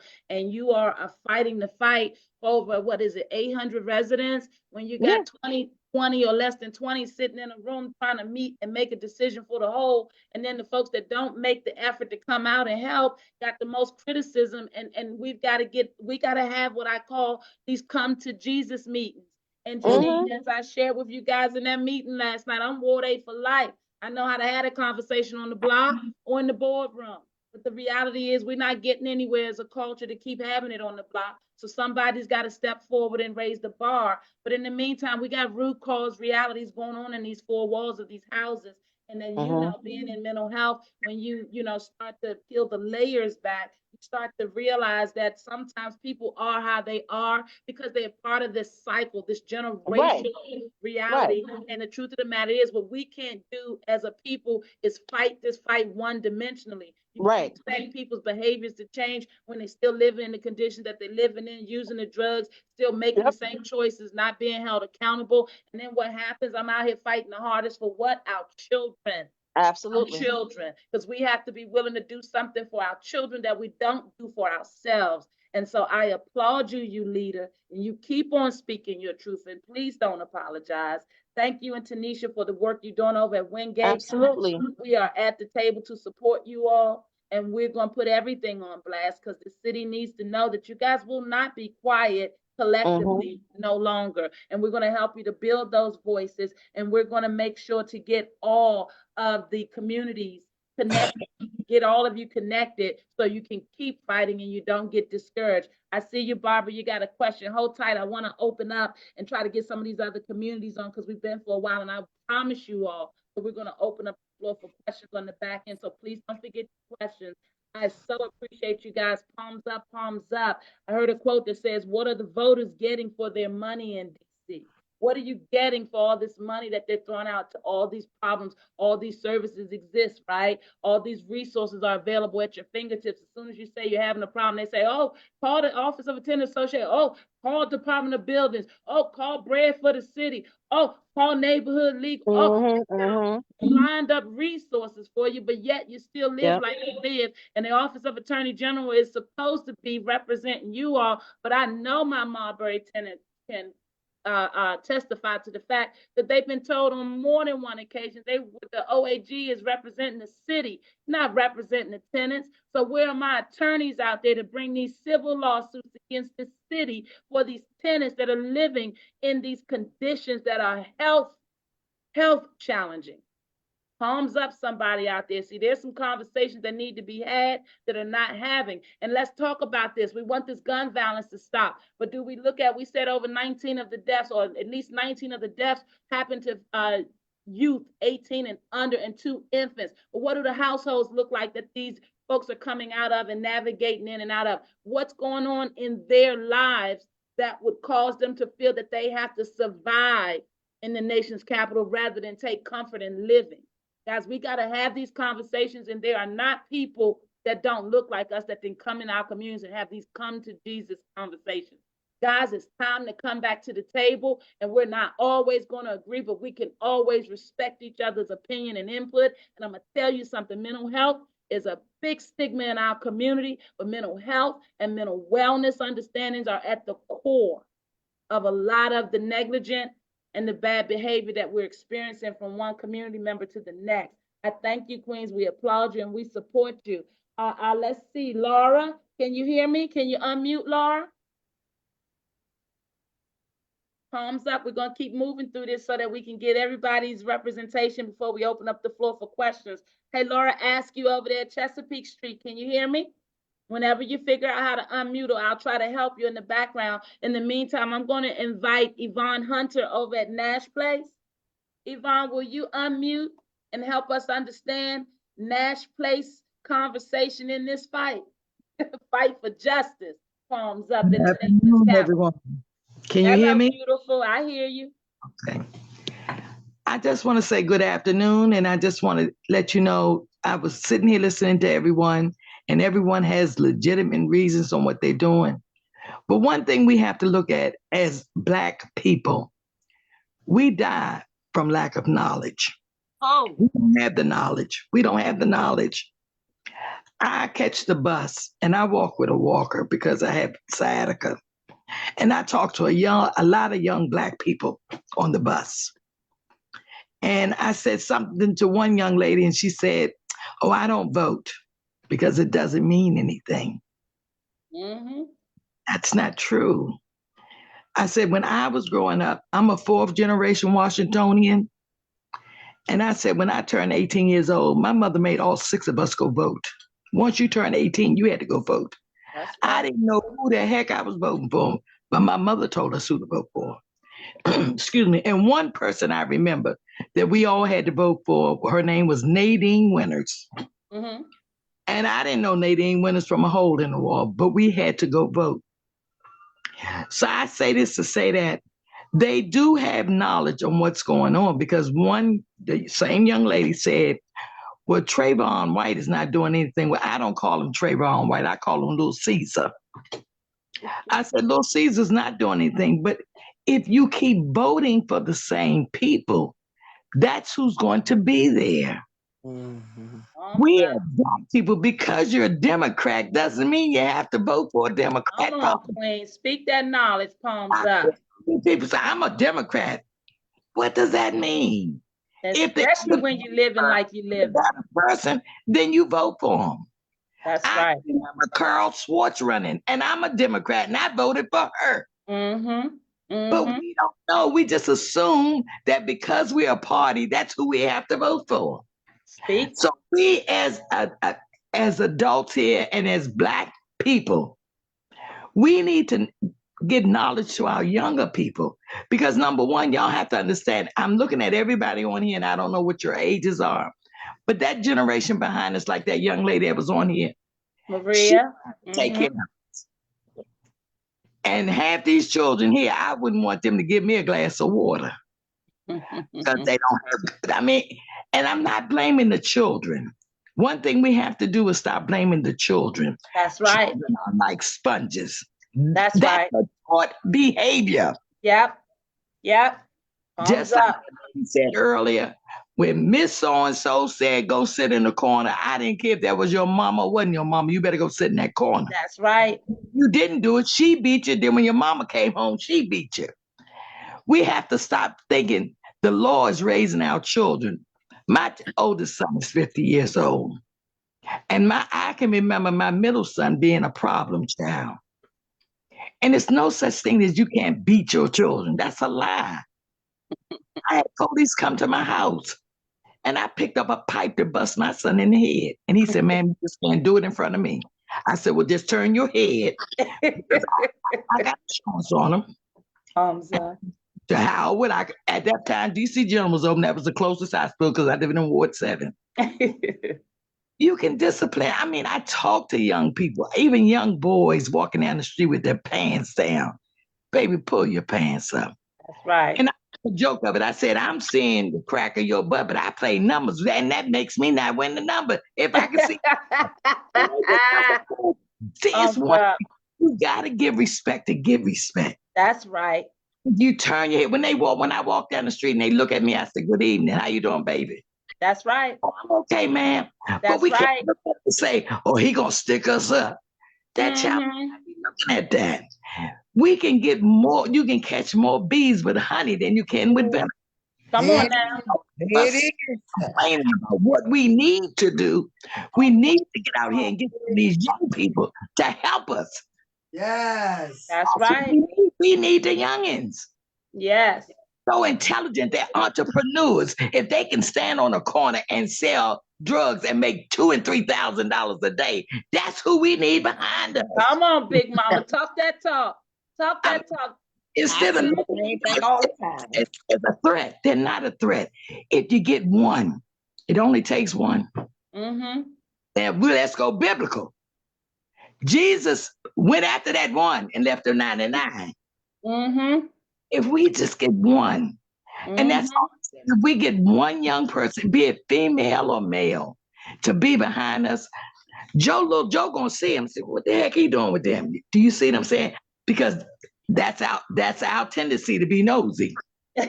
You better know it. So if you see little Joe coming, "Well, I want to know what he doing hang with Miss Hamilton." Mm-hmm. Amen. What you doing with her? "Oh, you know what? She gonna do this, and she trying to help me do this." You know it. Group. You know it. You Tell me know, about them. I'm sitting here, I'm listening to everybody, and we all have legitimate reasons and legitimate things that we need to do, but we don't have the solution. We have to start saying, "Let's try this. If this doesn't work, let's try this." We have to do something. Besides sitting here talking among ourselves, we need to be out there getting some of them youngins. Amen. And we need to be showing up at these housing hearings like you guys have all committed to do. The city must hear from you. And as history has taught us, it's usually a few of us, right, Yvonne, standing in the gap, waiting to get the cavalry to come and support. Exactly, because we talked about certain things today, and my heart goes out to everyone on this line, because I'm not living in the best, but I'm living better than you. Yeah, but And you still catching 16 mice over there. No, but the only thing I want to say about that, Rhonda, is that because of you and Inspector Gamble or whatever his name is, that's right. But I want our residents to know that we are living bad, but we're not living as bad as you all. But if you don't speak up for yourself, we're going to have the species in the tub. The mold, the rodents, and the rats. That's the reason why I asked everyone to come out, because I'm trying to get all my residents. I had one resident come to me, and she was saying her stove hasn't worked for 3 years. 3 years. 3 years. I go to my daughter's house every Sunday and cook my dinner. Who the heck does that? We do. We adapt. Like you said, we just adapt. She said that, I think that's the norm. Yes. And the young lady who was speaking about the tenants calling her at 3 o'clock in the morning. I feel for you because I was in the same boat. But I'm going to tell you what I did. I made a website page for the Nash Place Tenant Association. I got us a phone number off of Google. You can call that number. Our secretary will get with you within 24 hours. You can email me, and I will get to you within 24 hours, because it's going to burn you out. It was burning out. What you guys have in common is that you can't know everything. That's the purpose of having a resource such as Healthy DC and me at the table, and a mental health outreach advocacy at the table. Because beyond the housing understandings, you guys can't really know what's going on behind their walls and why they're not doing what they need to be doing. But this is why this is so important. I love everything. Palms up to you, Yvonne. I love everything you just addressed, because beyond these housing conditions, this is about community. This is about where you guys live. And this is the reality that you're stepping up to try to set a standard, and the reality that you're dealing with so much, and you have to have support. And that's why we make it a point to say that we can't just fight it from the inspector standpoint. If the system is broke, we've got to speak loud enough so the system knows that it has to change. What we can't do is keep passing these habits on down to our young people. As you said, Yvonne, our young people are capable, but they need direction. And so we got to be accountable and be in these spaces to help them to grow and to accept the responsibility, because we don't want generations living in the conditions that you're living in. And we don't want generations to feel like, oh, well, it's not as bad. We'll just adapt because it is a home, or I don't want to be in threat of losing my home. We've got to change that mentality so the folks that are making the laws know that we're not willing to adapt anymore. Exactly. Standards raised. I'm sorry I couldn't make the march yesterday because I had 2 deaths in my family. My aunt and my nephew died. God bless you. I wanted to come because I wanted to invite Robert White to my house for dinner. I got a lady get ready to come on and speak to that. She done had him up in her house. I don't have roaches, but I was gonna find me something and I was gonna sit them right on the tables and tell them to eat the chitlins and see what the nasty people are living with. Good luck with that strategy, Queen. Palms up. He know how far to walk. He broke the rank in the parade yesterday. You'll appreciate this. Let's put us all on view. Hold on. He broke the rank in the parade, as some of them did, to come shake our hands when they saw us chanting. He saw Miss Cooper with that megaphone up to her mouth, and she's like, vote them out. He thought about it. He went the other way. He said, no, this is a little deeper. Reverse psychology 101. I'm telling you, it's going to take all of us. I invited him, and I said, would you please come to dinner? Because I really want to talk to you. And I would, even if I had to invite everybody on this line. Amen. Hey. Bring some mice. Put them on the floor. I don't care what you bring. Well, we hoping he feeling the heat. Let me see you eat this piece of chicken with this dead rat sitting here. I tell you, we hoping he is paying attention to all this, which we know he'll get that word. He feeling the heat. They tell me they rallied up to his house. I'm telling you guys, by any means necessary, the motto for 2024 in our housing and in our communities is that we will no longer be handled. We will no longer be handled, and we will support one another. And we're inviting folks to come to the circle. Bring your communities to the circle. Invite them by yourself, and don't be handled. And don't be so excited because you got a member of the OAG at the table, or because Trayon White showed up to your meeting, or because so-and-so live in your building, or because so-and-so mother, likes her. No. Exactly. No. That is what we need to get away from. Just because we see them. It's not about them. It's about you all. Okay. Right. And so we appreciate you setting the standard. Hey, Facebook. I appreciate you guys out there. We letting this run longer because we got our folks from DC that's talking about the injustices in their housing. We want you guys to resonate. We want this to resonate, with you guys. So you understand you're not by yourself, but these co-occurring additions, co-occurring situations, I should say, that are happening in and around the nation's capital, we got to go back to the root and to the foundation. What's going on inside of them 4 walls? What is going on that so many Washingtonians feel like they have to survive instead of live and enjoy the life that our good God has given us? Hey guys, if you think that this fight has just begun, if you think this is new, and you haven't been following our feed and following our work, I want to introduce you to a beautiful queen who is dedicated to her community. Even when her community didn't show up, she's shown up. She's been down here to testify at the housing hearings. She's talked to Phil Mendelssohn, had him in her house, walked with him as we showed him other houses with mold, watched him on his knees as he looked and remarked. Robert White heads would roll because of how they were living. Miss Jennifer Berger in the OAG's office and Cullen Hamilton and all of them down there. All of them down there know what's going on.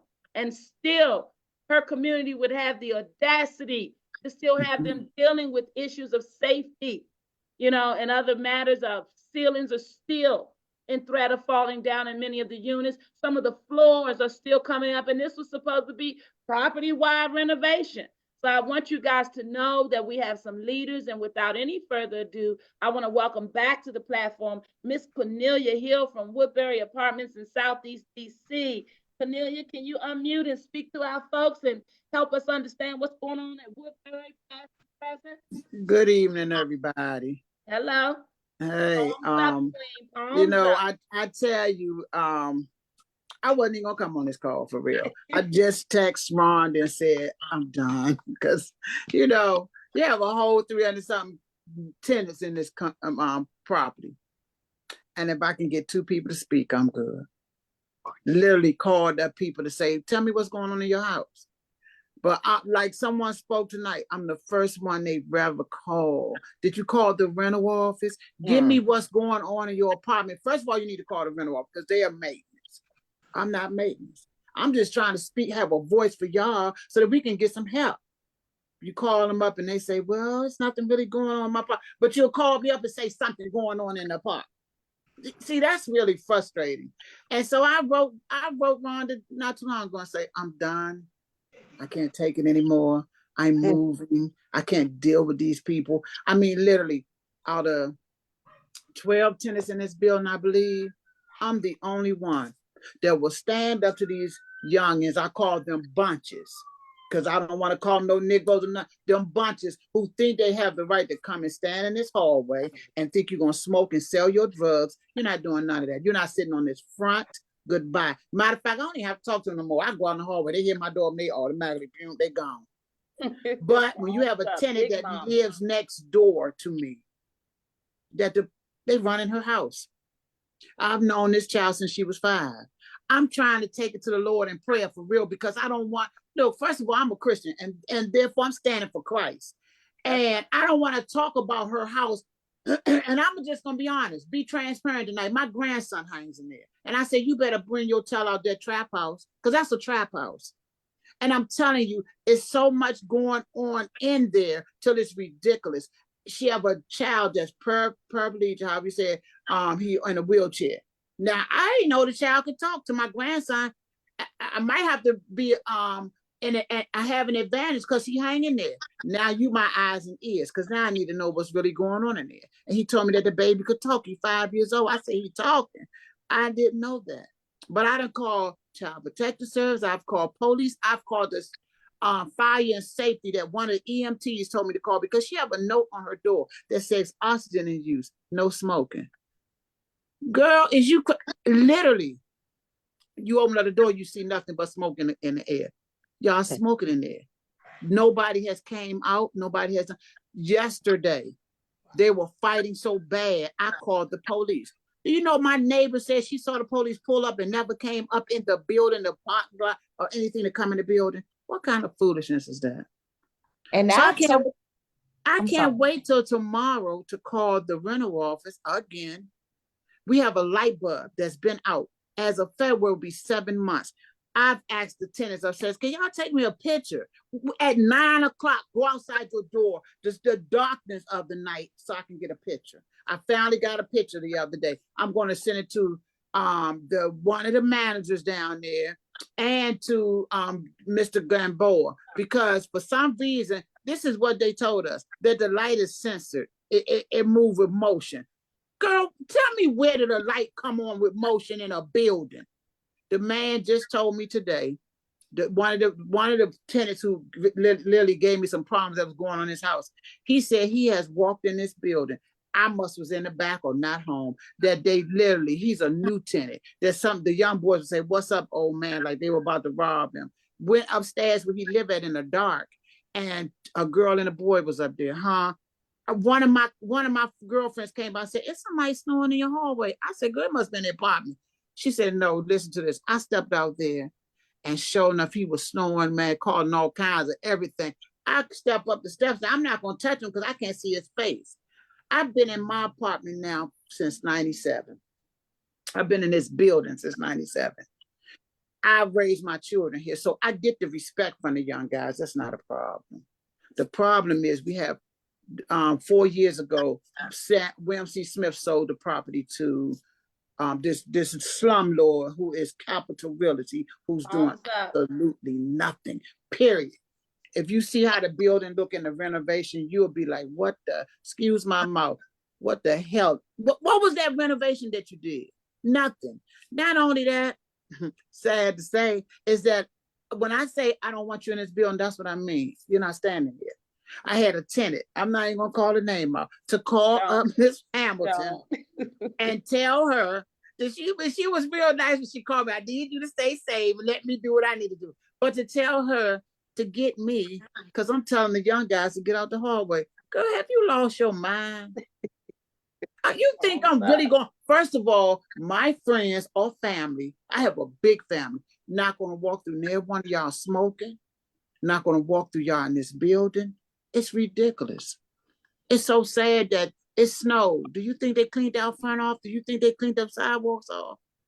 They So didn't what's clean up? up But you nothing. know, Cornelia, as you talk, what's so crazy, palms up. I just want to make sure that they get the depth of this. You wouldn't think after 3 years of the OAG, DOB, Trayon White, Phil Mendelssohn, Phil Robert Middleton White. came in my home, Come walked on, through different tenants' homes. Oh, I didn't know none of that was happening. come You on. know, we done called you up. I called, the very first call I called was because a tenant, a senior citizen, didn't have any heat.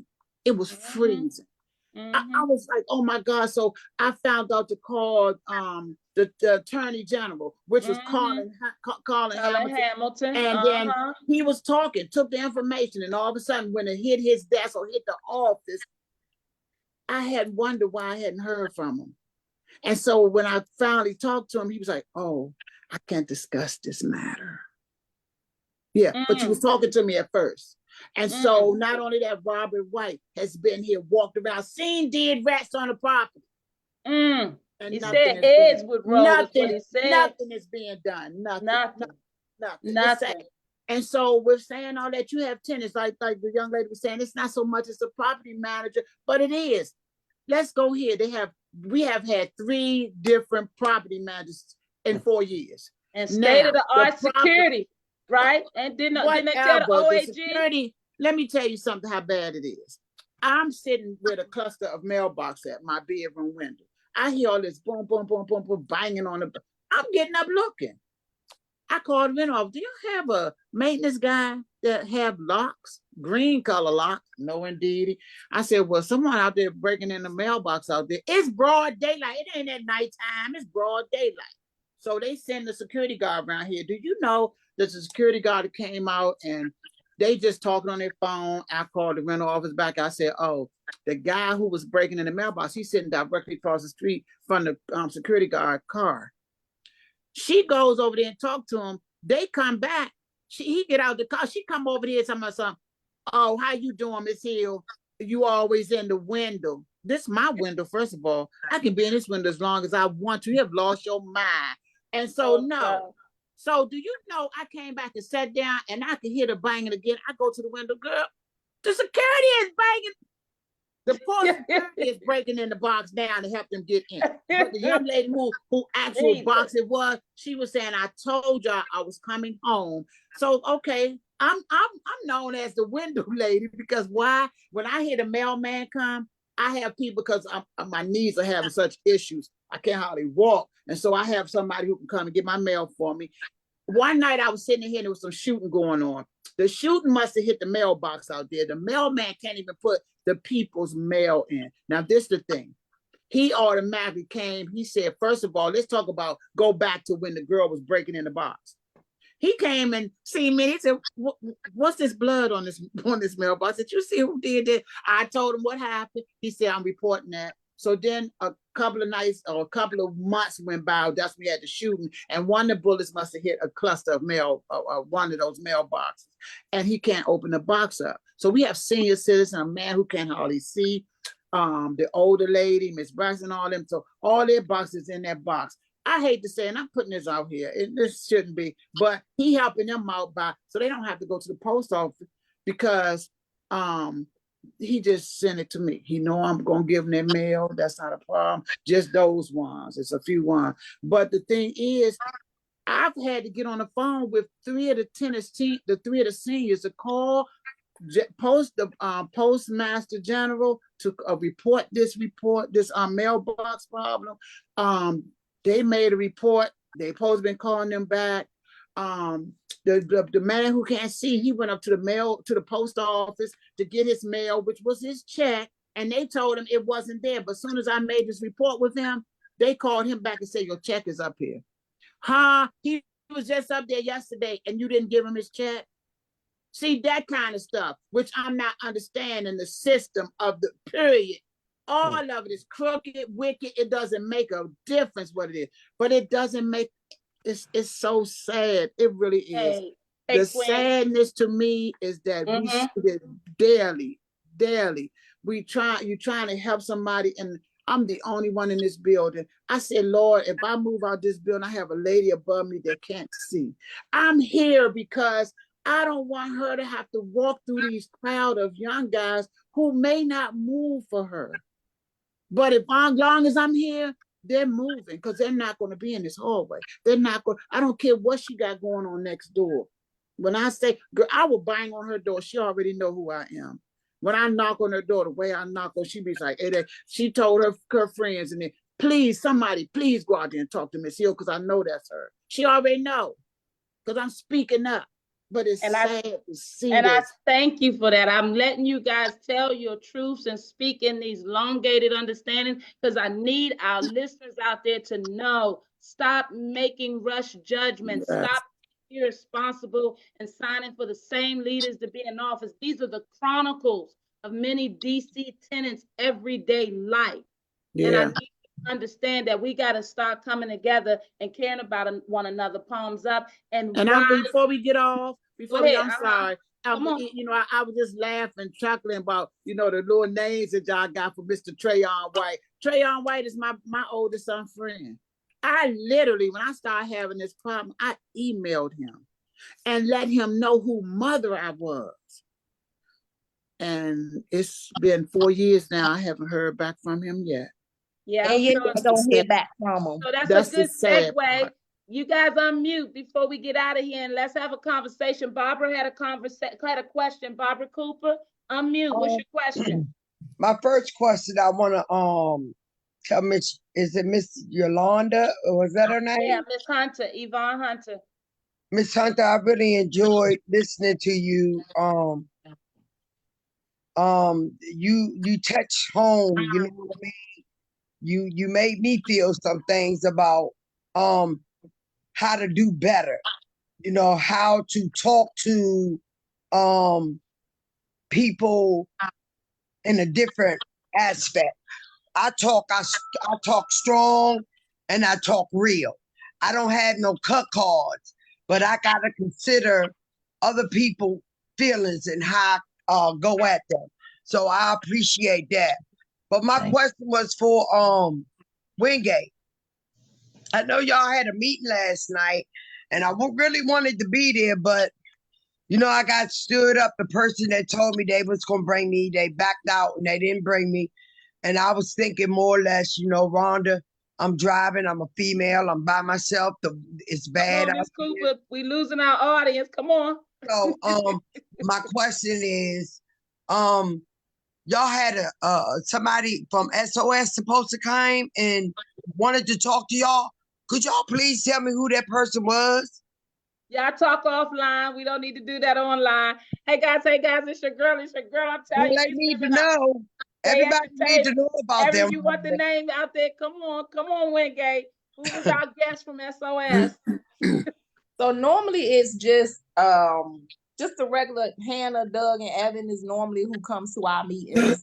And Doug will reach out and let us know that because he was going to drive last night, but he let us know, early in the evening that, because of the weather, he wasn't going to come. And I don't know if Evan was coming, but I believe Hannah and Doug may have been coming together. Okay, and the reason why I asked that, because I'm gonna let everybody know. Bisha said, let's keep it real. Let's keep it real all the way around the board. SOS, y'all be careful with them. Who is Because that's SOS? Who is SOS, Barbara? Stomp Out Slumlords. Slumlords. Okay, and that's who tried to get us in the social housing thing and this Greenleaf thing. They are working together. They are not for us. They have their own agenda, and I'm gonna leave that right where it's at. I done told you out of the horse's mouth, which is Miss Cooper. I can stand by it. You understand? So I want to let y'all know. Please be careful about that. And that's all I had to say. And I know Mr. Carrera put a Palms up, question up palms there. up. And Miss Palms up, Cooper, Janine. I'm already, my spidey senses is already up because I was telling Janine yesterday that I'm so conflicted about that because I don't like no BS. Don't That's BS right. me. That's right. So now I'm looking at them funny, but you know, it is something that I need from them, but it don't have nothing to do, you know, it's just something that I want Hannah to help me with. Right. But Yeah. and I just need her to show me something, and that's all I need. But Amen. Stay in the I'm driver's very seat. much That's so right. kind of, I'm definitely looking at them in a whole different light now because I actually had to ask myself the same thing. Why did it take for them to come here to knock on our doors for us to say, oh, we need to do this too? So that really Amen. made me think now The because light bulbs are going off all over East of But that you river. know That's what what? I'm talking about. Palms This up. almost sound like they got a little group going on because You you know know when what they it first is? started with us, they had Bread for the City. And Yeah. they really was like, you know, I wasn't even attending the Association of Presidents then. They wanted me to come on to listen, you know. Everybody tend to know I'm saved. I go to church. I don't care. I'm who I am. But I speak up. I'm like Barbara Cooper. I got my what? Stop playing with me. That's So, but right. that's what I'm saying. And it just like Barbara said, I've been off drugs now 31 years. I That's celebrate right. 32 Amen, years amen. this year. So I don't want to hear that crap. I don't judge you. You be who you are. But I'm gonna tell you something. I'm gonna speak to you where you at. That's See, I'm right. not gonna put you Right. down. I don't. Rhonda, Let me tell you. I'm gonna say it again. My grandson be at the trap house. See, so I already know. I have children that smoke that weed. Look, before they Big been mamas. look, wait a minute. For Christmas present, I say I'm getting all y'all some fentanyl strips so y'all can test that mess when you smoke it. Simple as that. Hey, I keep hey, it 100 big with them. mamas. And Where so all when the I talk big to the mamas guys at? outside, they call me mom. Little guy knocking on the door from the trap house. Look, they need a fork and a spoon. Look, they call me grandma because my grandson hanging in there. But I'm just saying, I love them boys. They like my sons, my grandsons. But it's sad that literally, go back to what I was saying. They wanted me to listen on a meeting that they had at the Bread for the City. And this is where they messed up at. They had the Attorney General people on there. Carlin Hamilton wasn't on there, but there was a bunch of them. And they were talking. So one of the girls who was probably setting them up from the Bread for the City, setting us up, they ain't know it. She muted her phone. She put her camera off, but her phone was still on. And so they were running their mouth. I ain't saying nothing because I wasn't know nothing then. I was just listening in.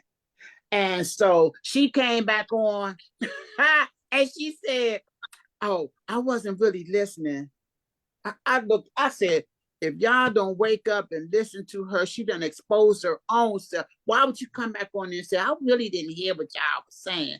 Oh, you was listening to everything. Because see, we had another young lady that was on there. She was very nice to me, but then to me, meaning that her appearance, she was nice in what she was trying to help us do, but somebody took her place. Why? Because they see that, oh, they're gonna run over top of you, so they had to bring I guess they call it top The dog. handlers. The handlers. Yeah, You gotta exactly. handle Handlers you. on. Hey guys, So so we get out of here. I really appreciate this.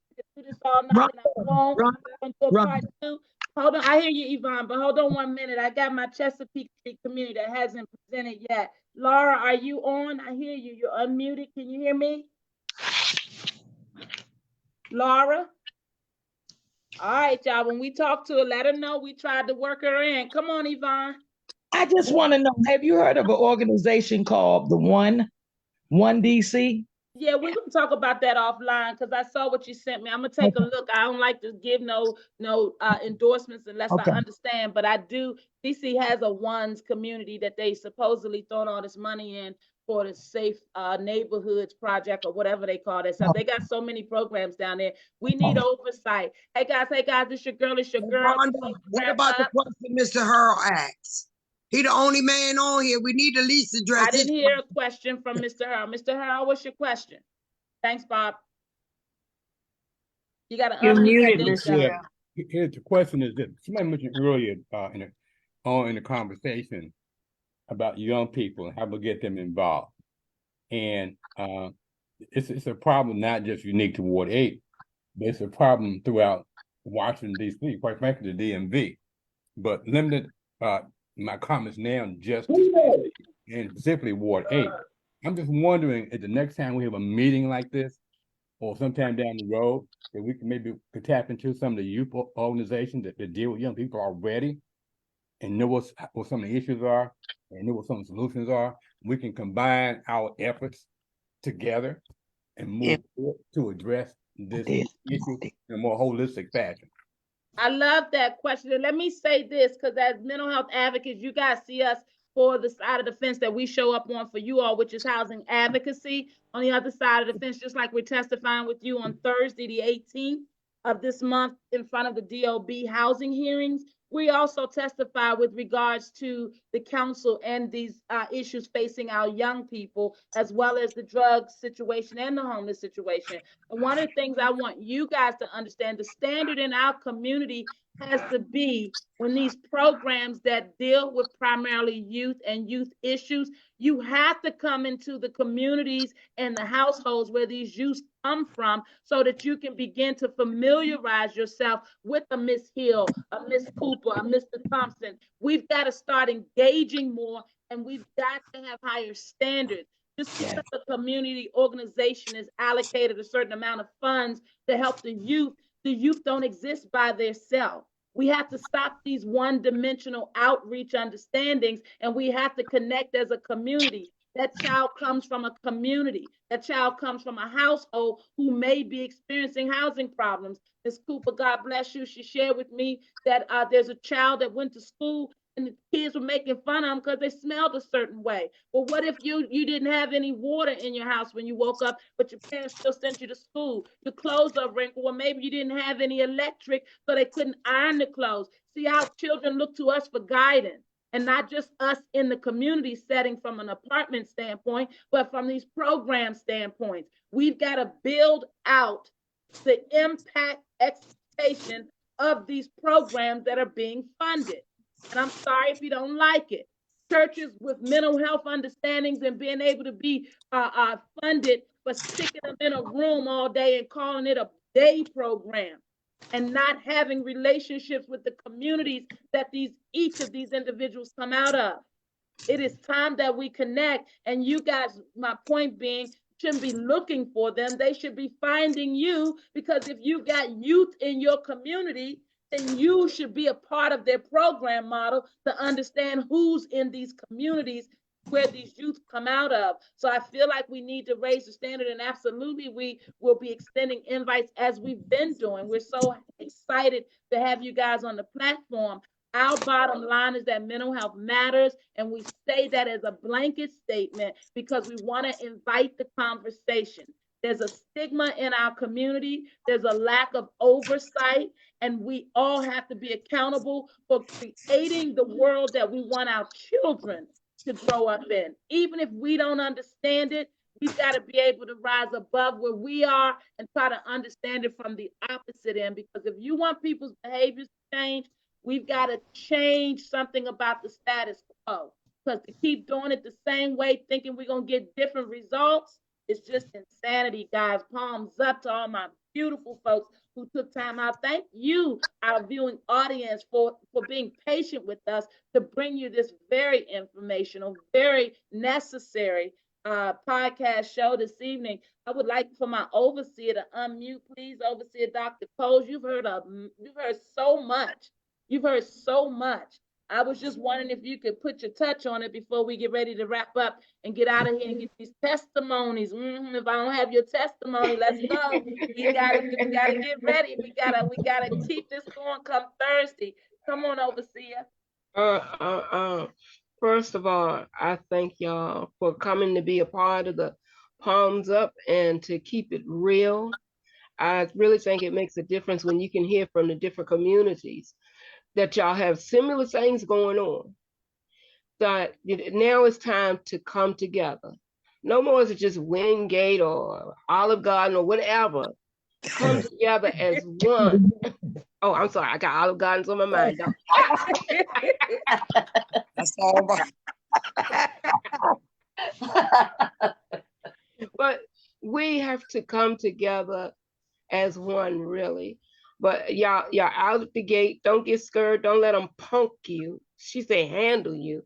I'm going to say don't let them punk you. Feed them beans, as far as I'm concerned. But come together. Understand this, that sometimes you're not going to agree. But learn to disagree. But look what the common denominator is. Your housing.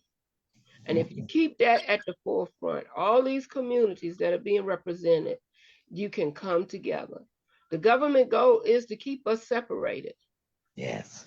As long as they can keep us separated, then they conquer. Democratic We got to ticket. go back old school. We got to go back old school. I might not like you, Mother White, but you got a good point. I might not say you got a good point, but we got to be unified. Amen. 10, 15 people going down there don't mean nothing. That's just a joke. That just Amen. paid his Starbucks bill, okay? I'm just keeping it 100. That's right. Yes, you are. 100. And Rhonda tell you real quick, I don't go to a lot of meetings. 2, 3 meetings, and if I don't see nothing happening, I'm gone, because I'm a doer. I will go up against the odds, but I'm not gonna fight for you if you ain't gonna fight for yourself. Amen.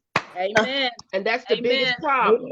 Overseer. We got this, but we ain't got no action. Amen. Palms up, When palms up. you see something you like, you attracted to, you do everything you can to get their eye attention. You need to be that way about your home too. Amen. That's right. Amen. Hey guys, it's your girl, and Palms Up just like that. 2 hours have gone by. Woo, My yeah. God. I want to thank my wonderful guest, first and foremost, Miss Maria Surface, who came on and did such a lovely representation for her generation, for the Volunteers of America, Chesapeake and Carolinas Gun Violence Spiritual Colloquium. It's happening on March the 9th on Saturday. There's still time to get involved. You guys can go to the website at www.voachesappeake.org/colloquium, or you can give Chaplain Jules Christian a call at 336-419-7579. They're looking for testimonies of folks affected by gun violence. They're looking for sponsorships. Guys, they got a wonderful lineup. It's free. And they also have the January 27th Community Forum at the Metropolitan Community Church of Washington, D.C. Guys, please reach out to Chaplain Jules. Find out how you can get engaged and involved. VOA has been in the community for over 125 years, and they're still going strong. So there's something that we can all do to help change the outcomes in our communities and in our cities and around our nation's capital. In the meantime, I want you guys to join me in giving a hearty palms up for all these sheroes and heroes on this call. Don't be talking about, DC ain't nothing east of that river. Talk about them folk don't want nothing. I keep telling them, where my daughters of the city, where my soldiers at? We are out here. We are mounting up. Guys, if you want to be a part of the new thing, what is the new thing? The new thing is not to worry about anybody trying to retaliate against you, not to be handled or our overseers say, punked by the system. Guys, it's time to speak out. Tonight's show is in honor of all of the lives that we intend to save in 2024.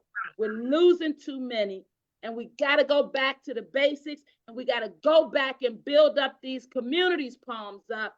And we can argue all day long, but I'm going to always tell you, when the dust settles, mental health matters. And if you want to change anything, you got to start at the root and start educating and understanding what we're really saying. Guys, there's levels and layers to everything, palms up. But if your housing foundation is not stable, everything else around you is going to be a challenge. It's time to hold these lawmakers accountable. We got elections coming up.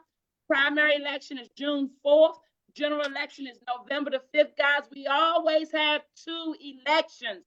talking about education. Don't be walking around this summer come July talking about it's over. It's not over. We have two Right. elections. June 4th is the primary election. November the 5th is the general election. And you got that Google. You got those phones at your That's fingertips. it. Start Googling this information. Find out. Two at large, Robert White and Christina Henderson, are up for re-election.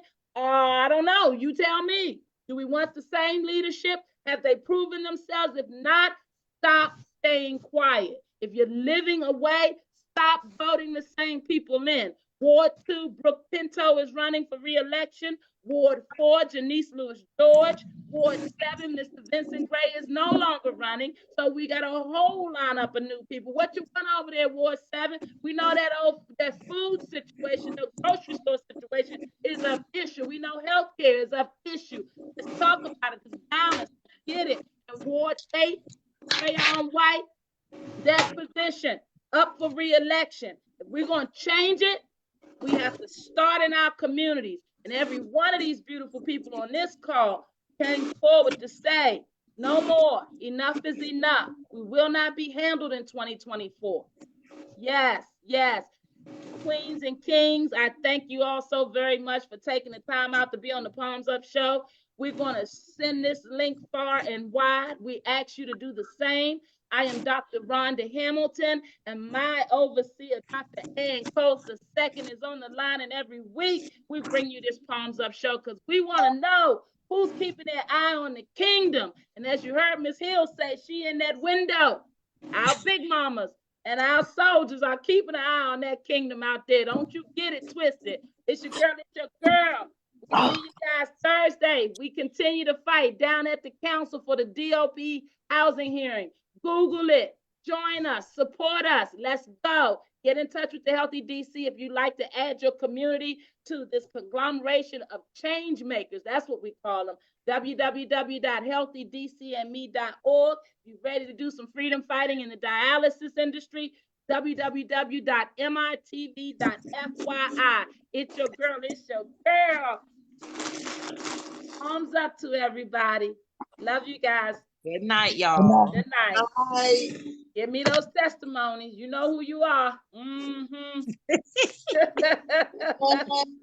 Look, don't never stop asking for it again, y'all. I'm working on it. Okay. Why you And- telling on yourself?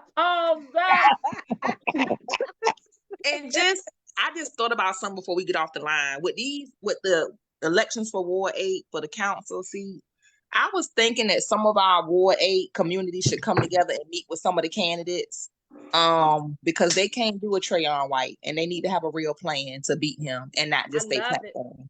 Hey, So Queen, let's set it let up. that simmer, and I guess we can put that together at a later date, but just everybody think about it, and if so, let's Hey, put a meeting look. together. I'm And let's with it. follow I'm Ward on 7. board. I'll follow your Ward lead. 7. Let's go. I love it.